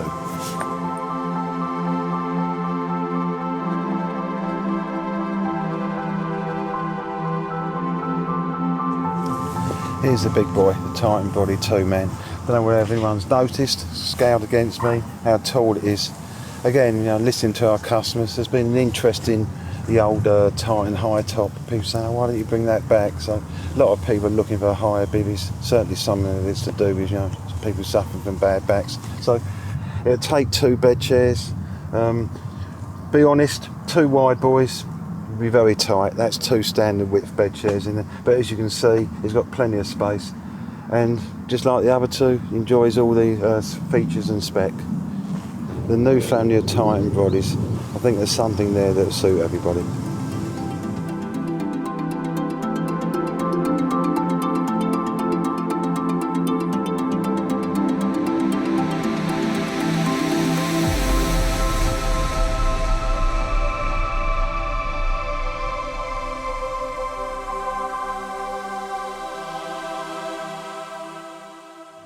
New family of Titan brollies excites me, but also this extra piece of innovation we've added to the hogs and groundhogs is a winner too, I believe. Basically, it's a space-save frame.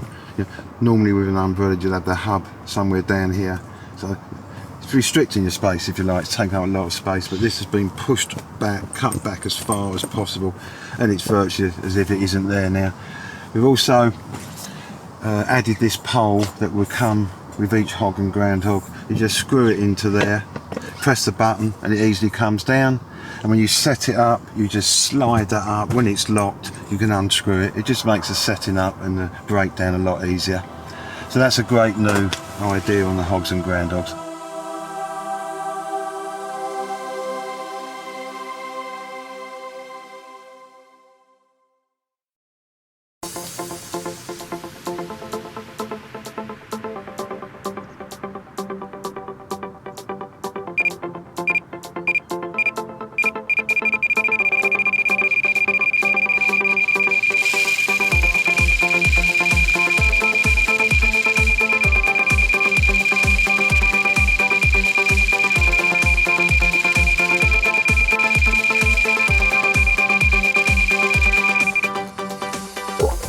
Following on from the amazing success of the monster squid boilie, never one to rest on his laurels, Gary Bays at Nash Bait set about concocting a special high-vis version of this proven bait. It was codenamed Purple Patch. We had huge success testing the new bait in the UK last year. This year we sent it out to our European consultants and the results were incredible. In Austria, big carp hunter Christoph Eckhart showed that big Austrian carp were partial to the purple monster squid and bagged a superb chunky common carp of 26.4 kilos from a large working gravel pit.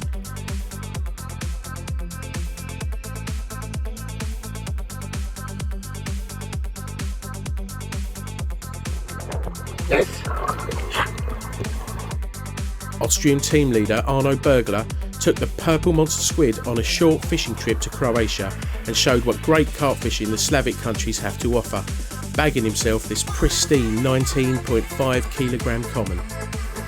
Purple Patch did it again. 19 kilo 50, a great common and this gravel pit. Perfect day, perfect night. The fish was taken on a snowman setup comprising of a 20mm purple monster squid bait topped with a 10mm monster squid pop-up and fished in 14 metres of water.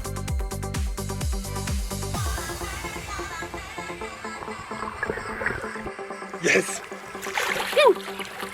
Great. In Italy, the purple monster squid soon proved to be a winner, banking some enormous commons. The two Robertos got amongst the better fish, Roberto Bussolari banking this distinctive 20.5 kilo common. And the consistent Roberto Di Lorenzo appears again on this year's DVD after capturing this Italian giant of 26 kilos from a central Italian lake.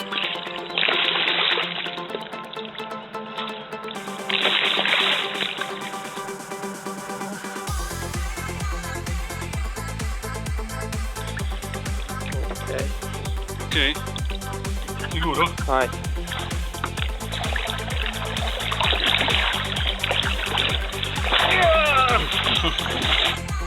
Over in the Benelux, the purple monster squid proved to be an instant success.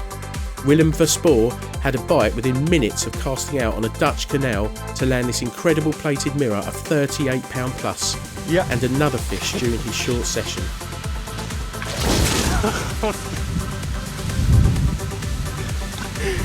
Zo, op dit ogenblik zijn we de Purple Patch aan het testen. Nieuwe bolie van Nash.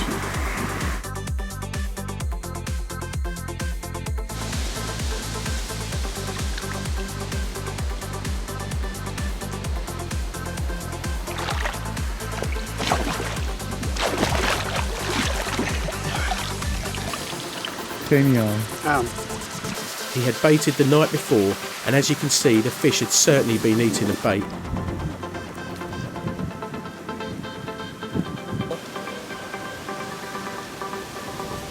Over the border, Belgian ace Mark Pansar also got in on the action, banking this very special mirror from a tricky Belgian venue.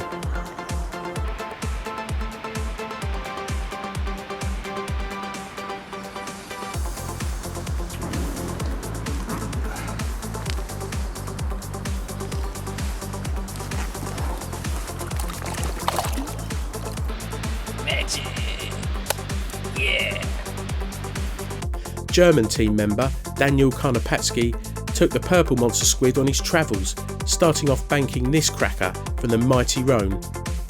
He then headed over the border to France, where within just 5 minutes of casting out, his purple hook bait was the downfall of a mirror of 17 kilos, followed shortly by another one of 20.5 kilos.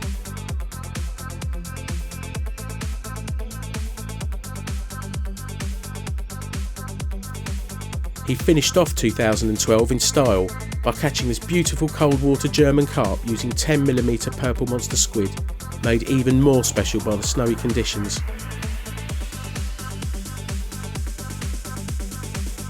And now over to France, where Jean-Pierre Becker used the purple squid to great effect.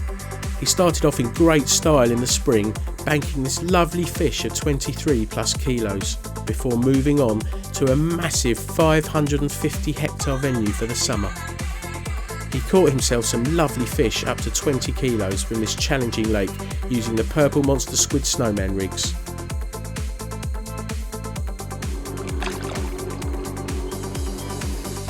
And finally, staying in France, in November 2012, some of the guys from Nash HQ, including Kevin, visited Les Telliats for a well-earned week away.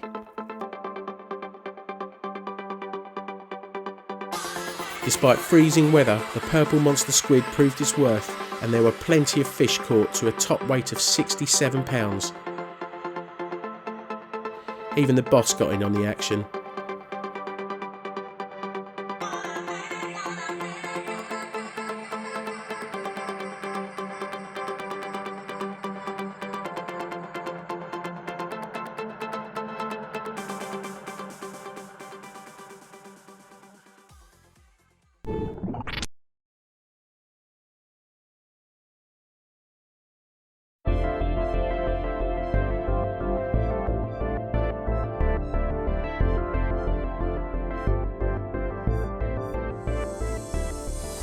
Three years ago, we lifted the bar and, if you like, pushed our luck with bringing out the carp cradles, because we didn't know whether anglers would accept them or get it, but the fact is you all have, and I think it's fair to say that now the carp cradle is recognised as the #1 way of keeping carp, simply because the carp's suspended off the ground. So, a great forward-thinking product. A couple of niggles I've had, if you like. One was the hassle in setting it up and breaking it down, and the other was, you know, the real bulky thing and how it sits on your barrow. It's been doing my head, but finally I think I've cracked it. So we have a new range, if you like, of carp cradles, plus this one that we're calling the elevator. Same principle, but hasn't got the features of the carp cradles. It's really done on price with the view, you know, make one as cheap as possible, and then hopefully everyone will get on, you know, carp cradles. What's different? The difference is it's got foldable legs now. You don't have to set them all up. But the main thing is just do that, fold it up, and you can carry it around. Is that easy or what? And another point is, of course, your barrow users, it's dead flat, so it's easy to store on your barrow. Pucker, eh?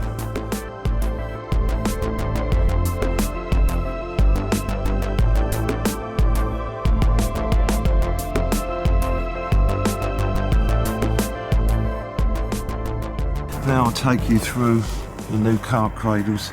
In essence, the features are the same as the existing. You've got the telescopic legs, you've got a pocket here, which could be on this side depending which way you turn it round for your medicarp. It's got a kneeling mat, again that can be either side. And by the way, the kneeling mat comes off so you can put it in your cradle so it's not flapping around when you carry it. It's still got the flaps to cover up, keep the fish in the dark if you need to sort your life out. And there's three different sizes. This is a standard carp cradle, same size as the last one. Then we've got the monster carp cradle, and we brought in, you know, what in all intents and purposes may look huge. Well, it is huge, but it's actually been measured to fit a Telliats carp. Big John has been wanting to buy the carp cradles, but they're just not big enough for his huge 80-pound commons.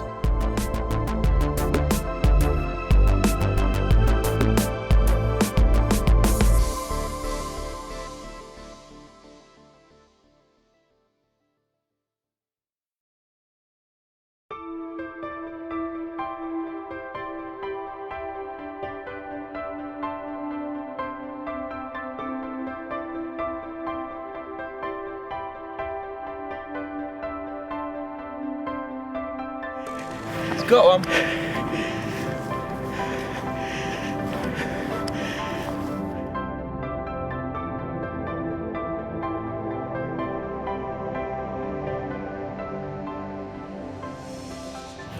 I'm not saying a lot because I'm nervous. A, because on the few times I've ever fished my own lake, the church, so I want to get this one out, and B, because I think it's a good fish, and C, no, don't do that, because I'm obviously concerned with the condition of it after the tragedy of the deaths up here. Go. What? Did you say fully scared? over the scale, yeah.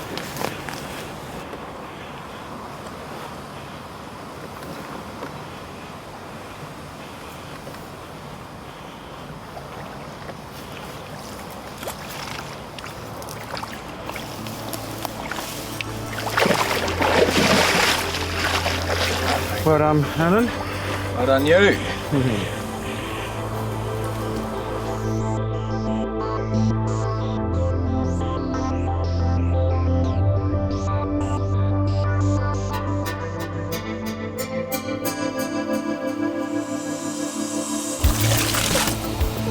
She's very lively, very, look at that dorsal right up.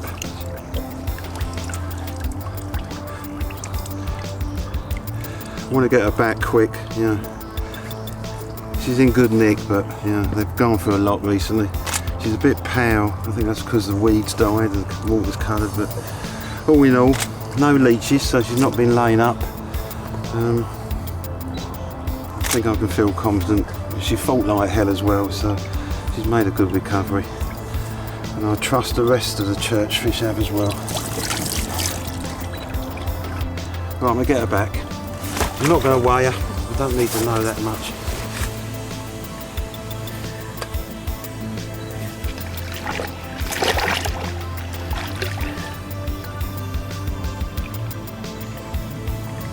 Oh, she's swum away from me.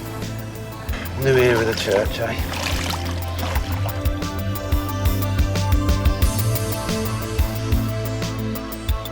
Nash's thoughts on rig selection.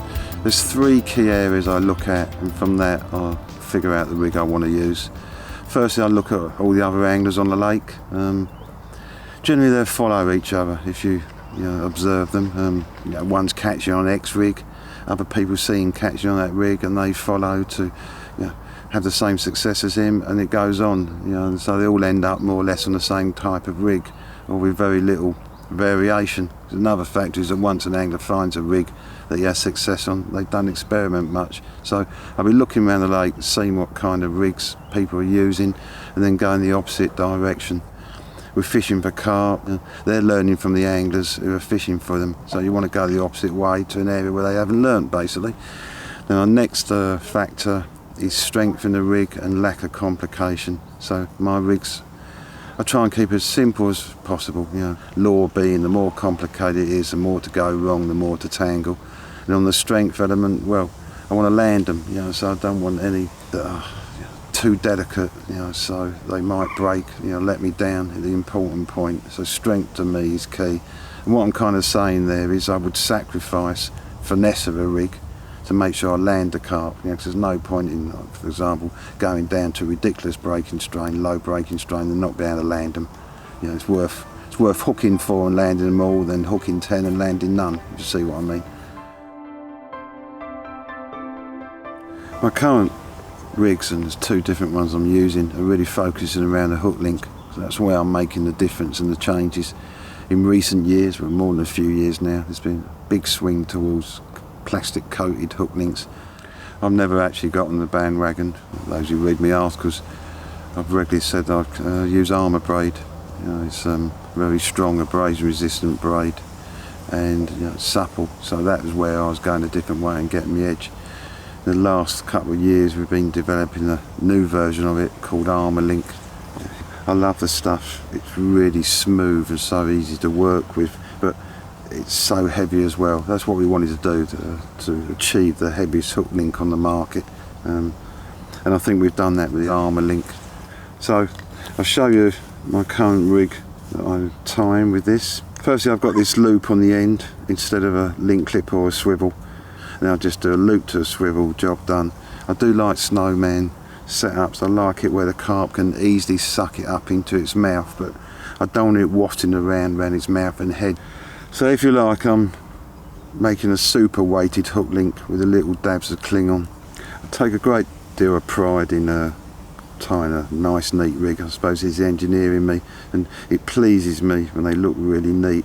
And these little kickers I use help that. That's one of our products called a hook link sleeve slim. I just cut them in half. Look how neatly that fits over the eye. And then we come to a hook, which is the twister. Only hook in the world to use, in my opinion. Another little difference I make here, this is my blowback rig, slides back as you can see. Now the tube I use nowadays is 0.75 anti-tangle tube, a plastic tube, and it's a lovely fit, and you know, it lasts for ages, it'll outlast the rig. I'll talk about blowback rigs while I'm here. The key in my blowback rig is that when the carp blows, the pivot point goes back and it can never return. If it can return, then it's very easy for the carp to suck on the bait and the hook point to be dislodged and come out. If the boilie is blown back and can't return, then when the carp sucks, the whole hook is tipped up, you know, so the hook pivots and it can't get a straight line to pull the point of the hook out. That's the essence of the blowback rig. It's a simple rig and it still works. You know, I'm using it 20 years now and I'm still catching loads of carp, so I know it's still very efficient. So until I see it fanning to work, I don't see any point in changing. Every time I tie a rig, I do my palm test. All I do is just drag the hook across my palm. I'm looking for two things. I'm looking for, as soon as I straighten up that hook link, for that hook to turn and dig in. If it doesn't do it, or it rides forward, then I'll mess around with the rig till I get it right. It might be just where the point that anchor tube is. And the other thing I'm looking for it to do is that as soon as it digs into my hand, that hook is sharp enough to hold there. You instinctively know that as soon as the hook turns and you feel it catch, that's where you stop pulling. Then you hold your hand up like that and the hook should be hanging off. If it falls off, then I'll take out my diamond lap, just give it the subtlest of polishes, and that brings it back up to super sharp again.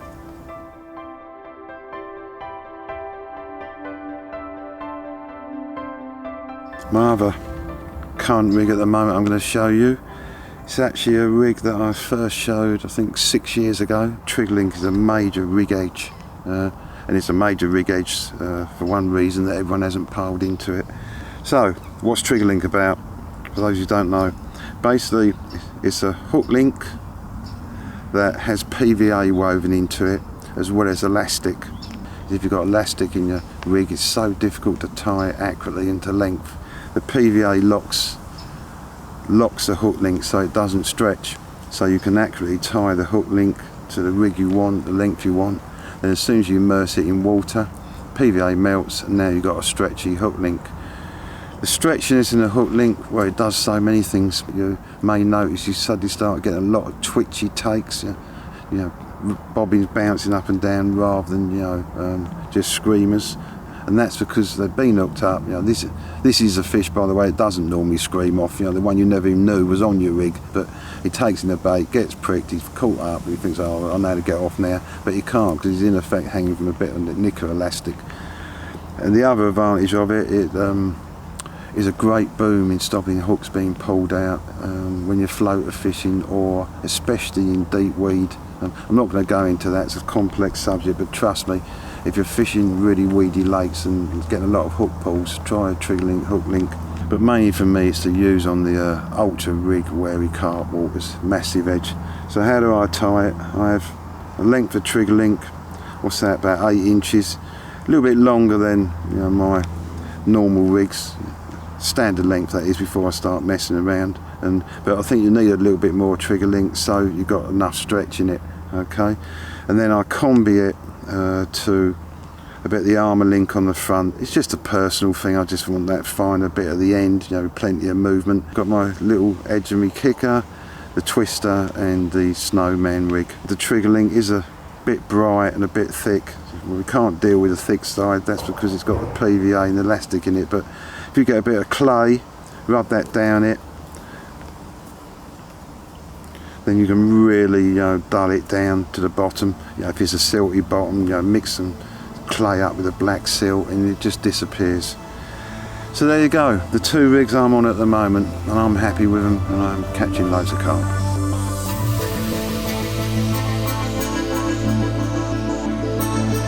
Saw a couple of fish moving out of this bay, so moved round and I'm into a rather ploddy church-shaped carp.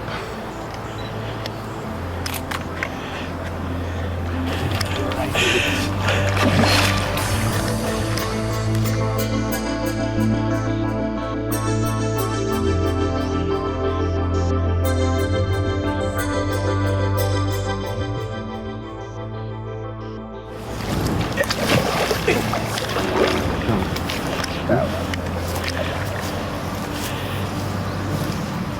you go. 33.12. Big smile for me.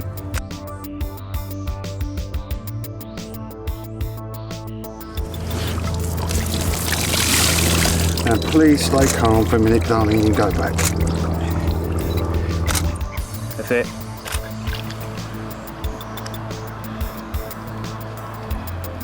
Come on, Cal.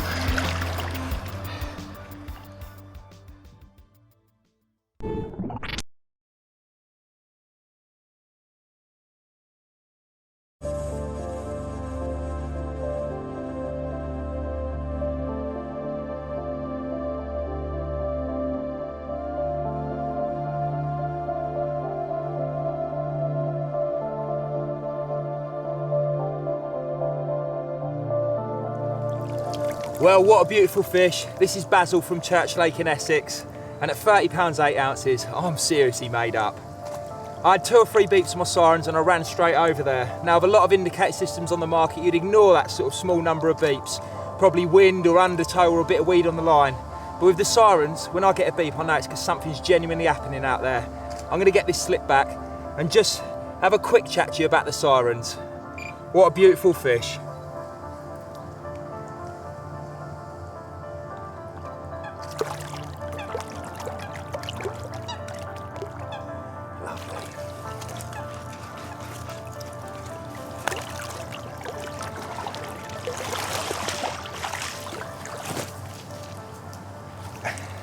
The sirens have been out for the last couple of years now.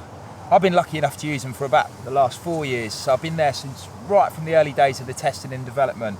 Don't get me wrong, we've had our teething problems along the way. You have those with all products, but they really are an exceptional product. We've had lots of letters of praise and a vast number of guys sort of writing in or phoning in to say that they've made such a difference to their angling.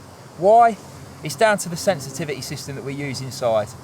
Now, with a lot of other bite alarms on the market, if the conditions start deteriorating, wind, rain, undertow, etc., and you're getting false indications, you have to desensitise your alarm. By that I mean, more lines got to be pulled before you actually get a beep.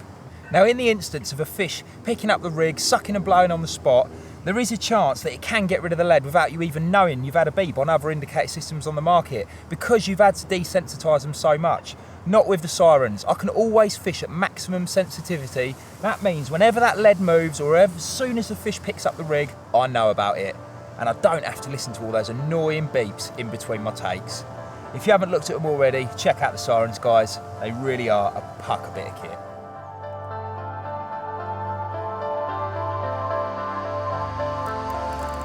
Well, I've got a nice fish on here.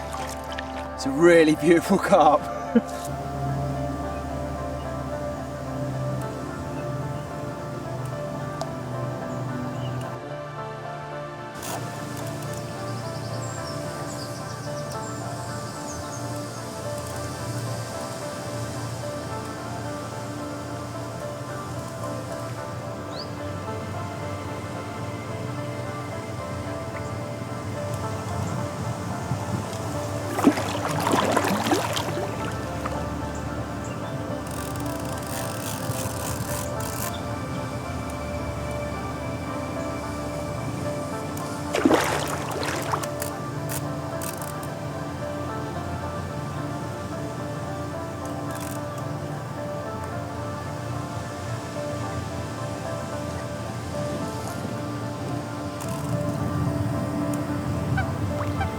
It don't want to come up now, does it?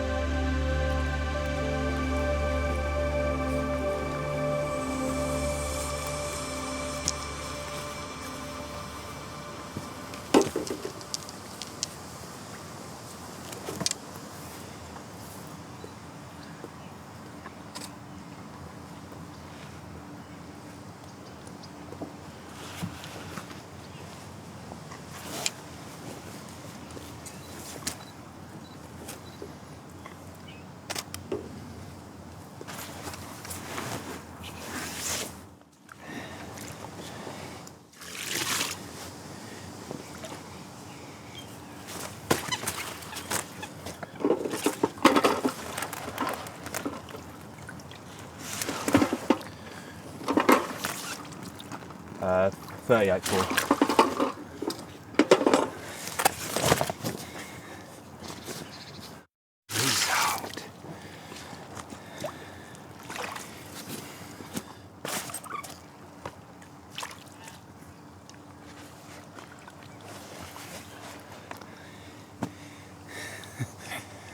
What a fish.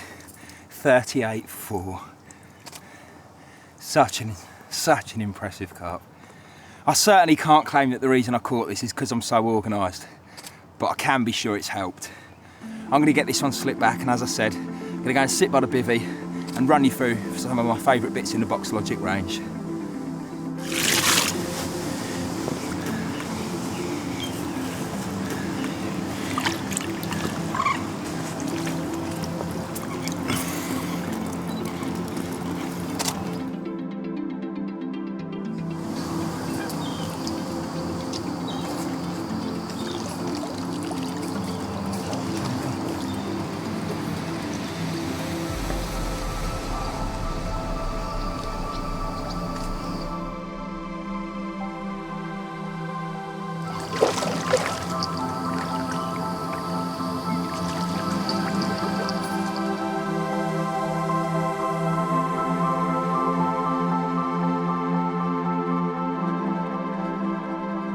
Storing our tackle and other bits are something that as anglers we've all got to deal with, and the Box Logic system really helps with that.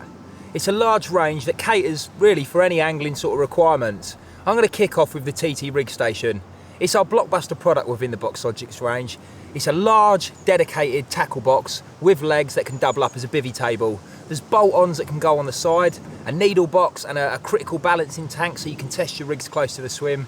Internally, you've got so many various compartments to store all your bits, and at the front of the box there's obviously a drawer that can be pulled out to store your rigs. The next sort of box size-wise down from that is the tackle station. Similar in design, but a little bit smaller.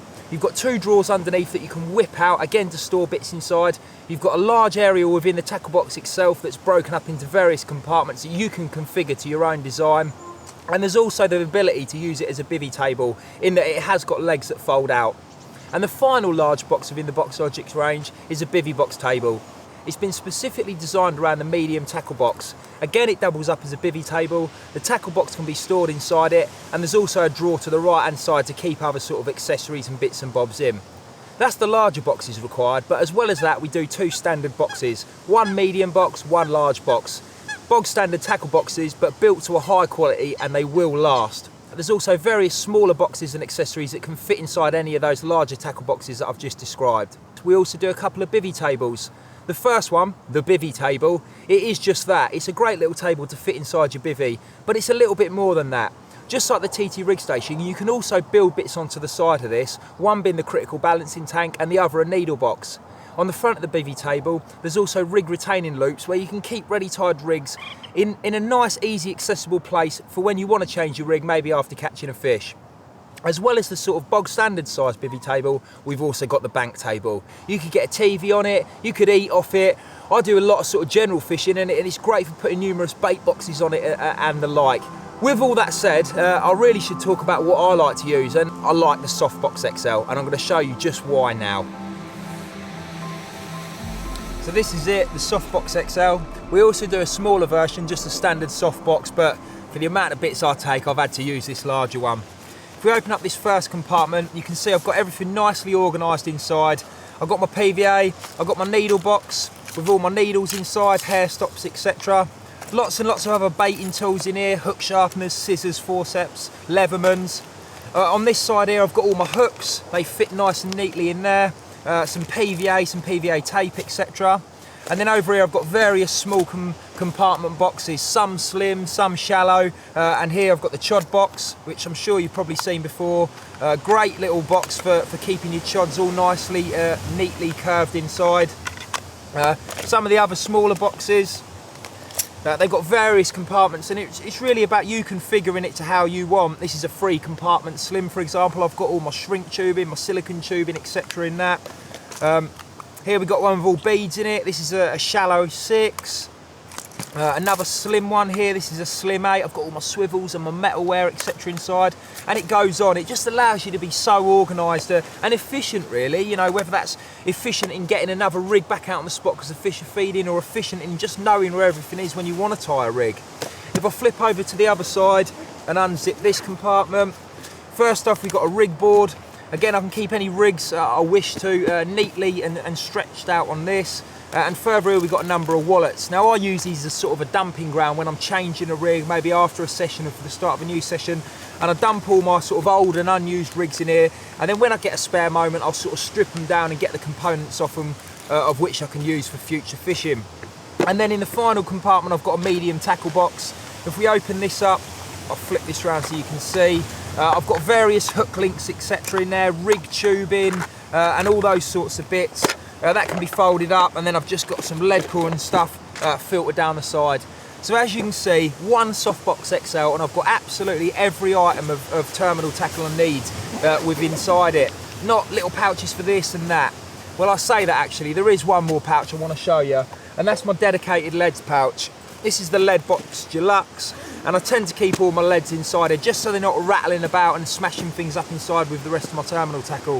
If I flip it open, you've got a compartment up the top here. I'll keep all my back leads inside, and then some smaller pouches that allows you to separate your leads up. So for example, in one I'll have inlines, in another I'll have long rangers or flat pairs, and again it allows me to be organised. I don't have to rummage through a load of leads to find the one I'm after. I can just take out one pouch and grab the lead I need. And just finally guys, there's one more product I've got to point out to you, and that's the Uni Rig Bin. It's a dedicated product specifically designed for zig rigs, but you can store any supple hook link rigs on it.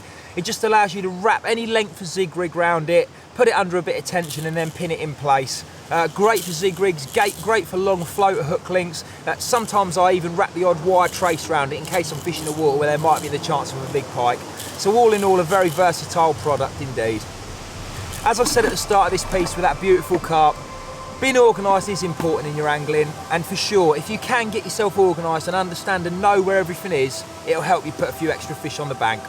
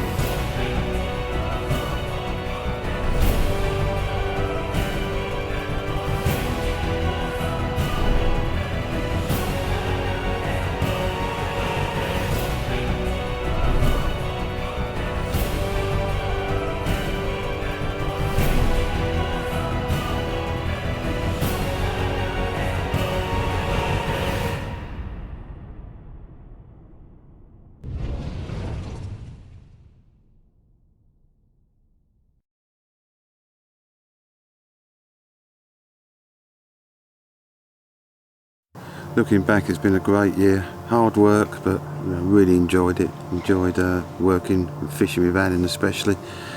Started in the winter, fished a club lake right through deepest, darkest nights of winter. There's two reasons for that. We wanted to have the final testing on the purple monster squid.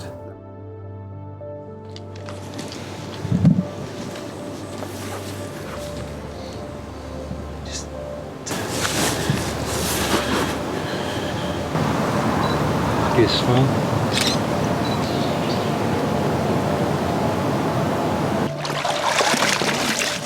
get back, we'll be off to some more purple patch. The other reason fishing through the coldest months was I wanted to test technology like those curtains I've showed you earlier on the sleeping bag. All those thoughts to test, and the only way to do it is to go out there and do it and test them properly. So I learned a lot from the winter's fishing.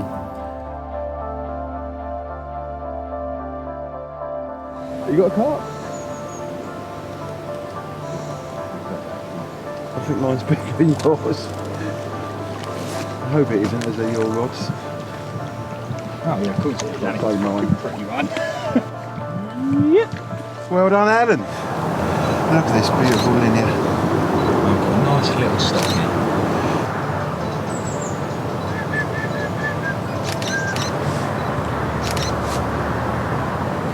As far as I'm concerned, any carp in winter is a good one.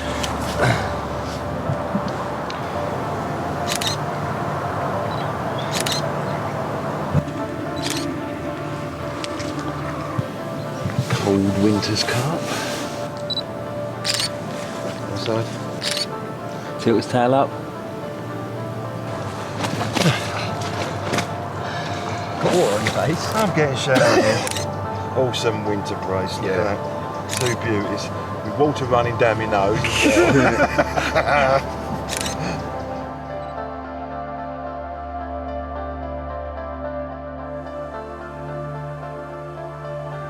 But I was looking forward to spring, and I was so happy when the sun come out, well, for a little while anyway. And the zig bug testing and fishing was very interesting. Proof of the pudding, that big common, in less than 22 hours, 20 hours fishing. Then I was on to my big pit, my kind of fishing. Uncaught fish, unknown, where to start. It was really challenging, and I absolutely loved it. Came to a kind of abrupt end, but I'm pleased to say misunderstandings have been sorted, and we're back on there. Been such a busy summer, finishing off my book. I so enjoyed writing the book. Taught me a lot about myself, to be honest. Tackle wise, what's the big moments for me? Big items of tackle, the blockbusters. I think again Nash have pulled it out of the bag in terms of innovation. Biggest has got to be the Scope and the Dwarf rods. I really think Scope rods are the future. Well, any rod where you can minimise the packet length. The Z beds, start of things to come, I think. With doing away with hand wheels. 2 new Titan brollies, the 1 and 2. Especially I like the 2 because of the height. I think that appealed to a lot of anglers. And talking of height, the new tall boy bedchair. Also, I've got to mention the Cyber Shop throwing stick. The idea come from a dear old friend of mine, Kerry Barringer. He's been on the scene for years, savvy member, really knows his stuff. So thanks for Kerry for giving us that one. Wicked stick, and tell you nothing can go as far and so accurately that it won't kill your arm. Got tape.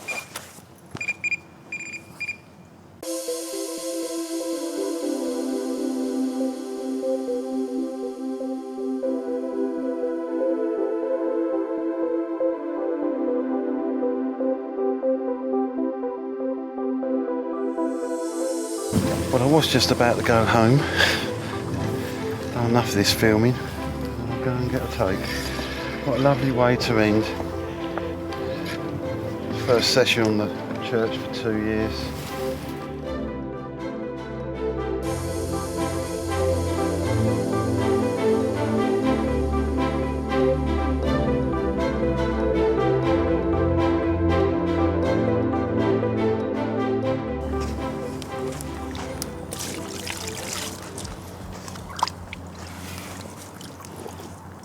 What a great way to end this year's DVD.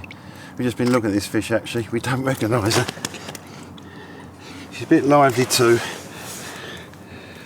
She's got a bit of a damaged dorsal, an old wound, and you say none of us know this fish, so that'd be great if it's a new fish from the church. I'm happy with that. We slip her back, but before I do, just like to say thanks everyone for watching this, and thanks for being customers of Nash and supporting us. See you all next year.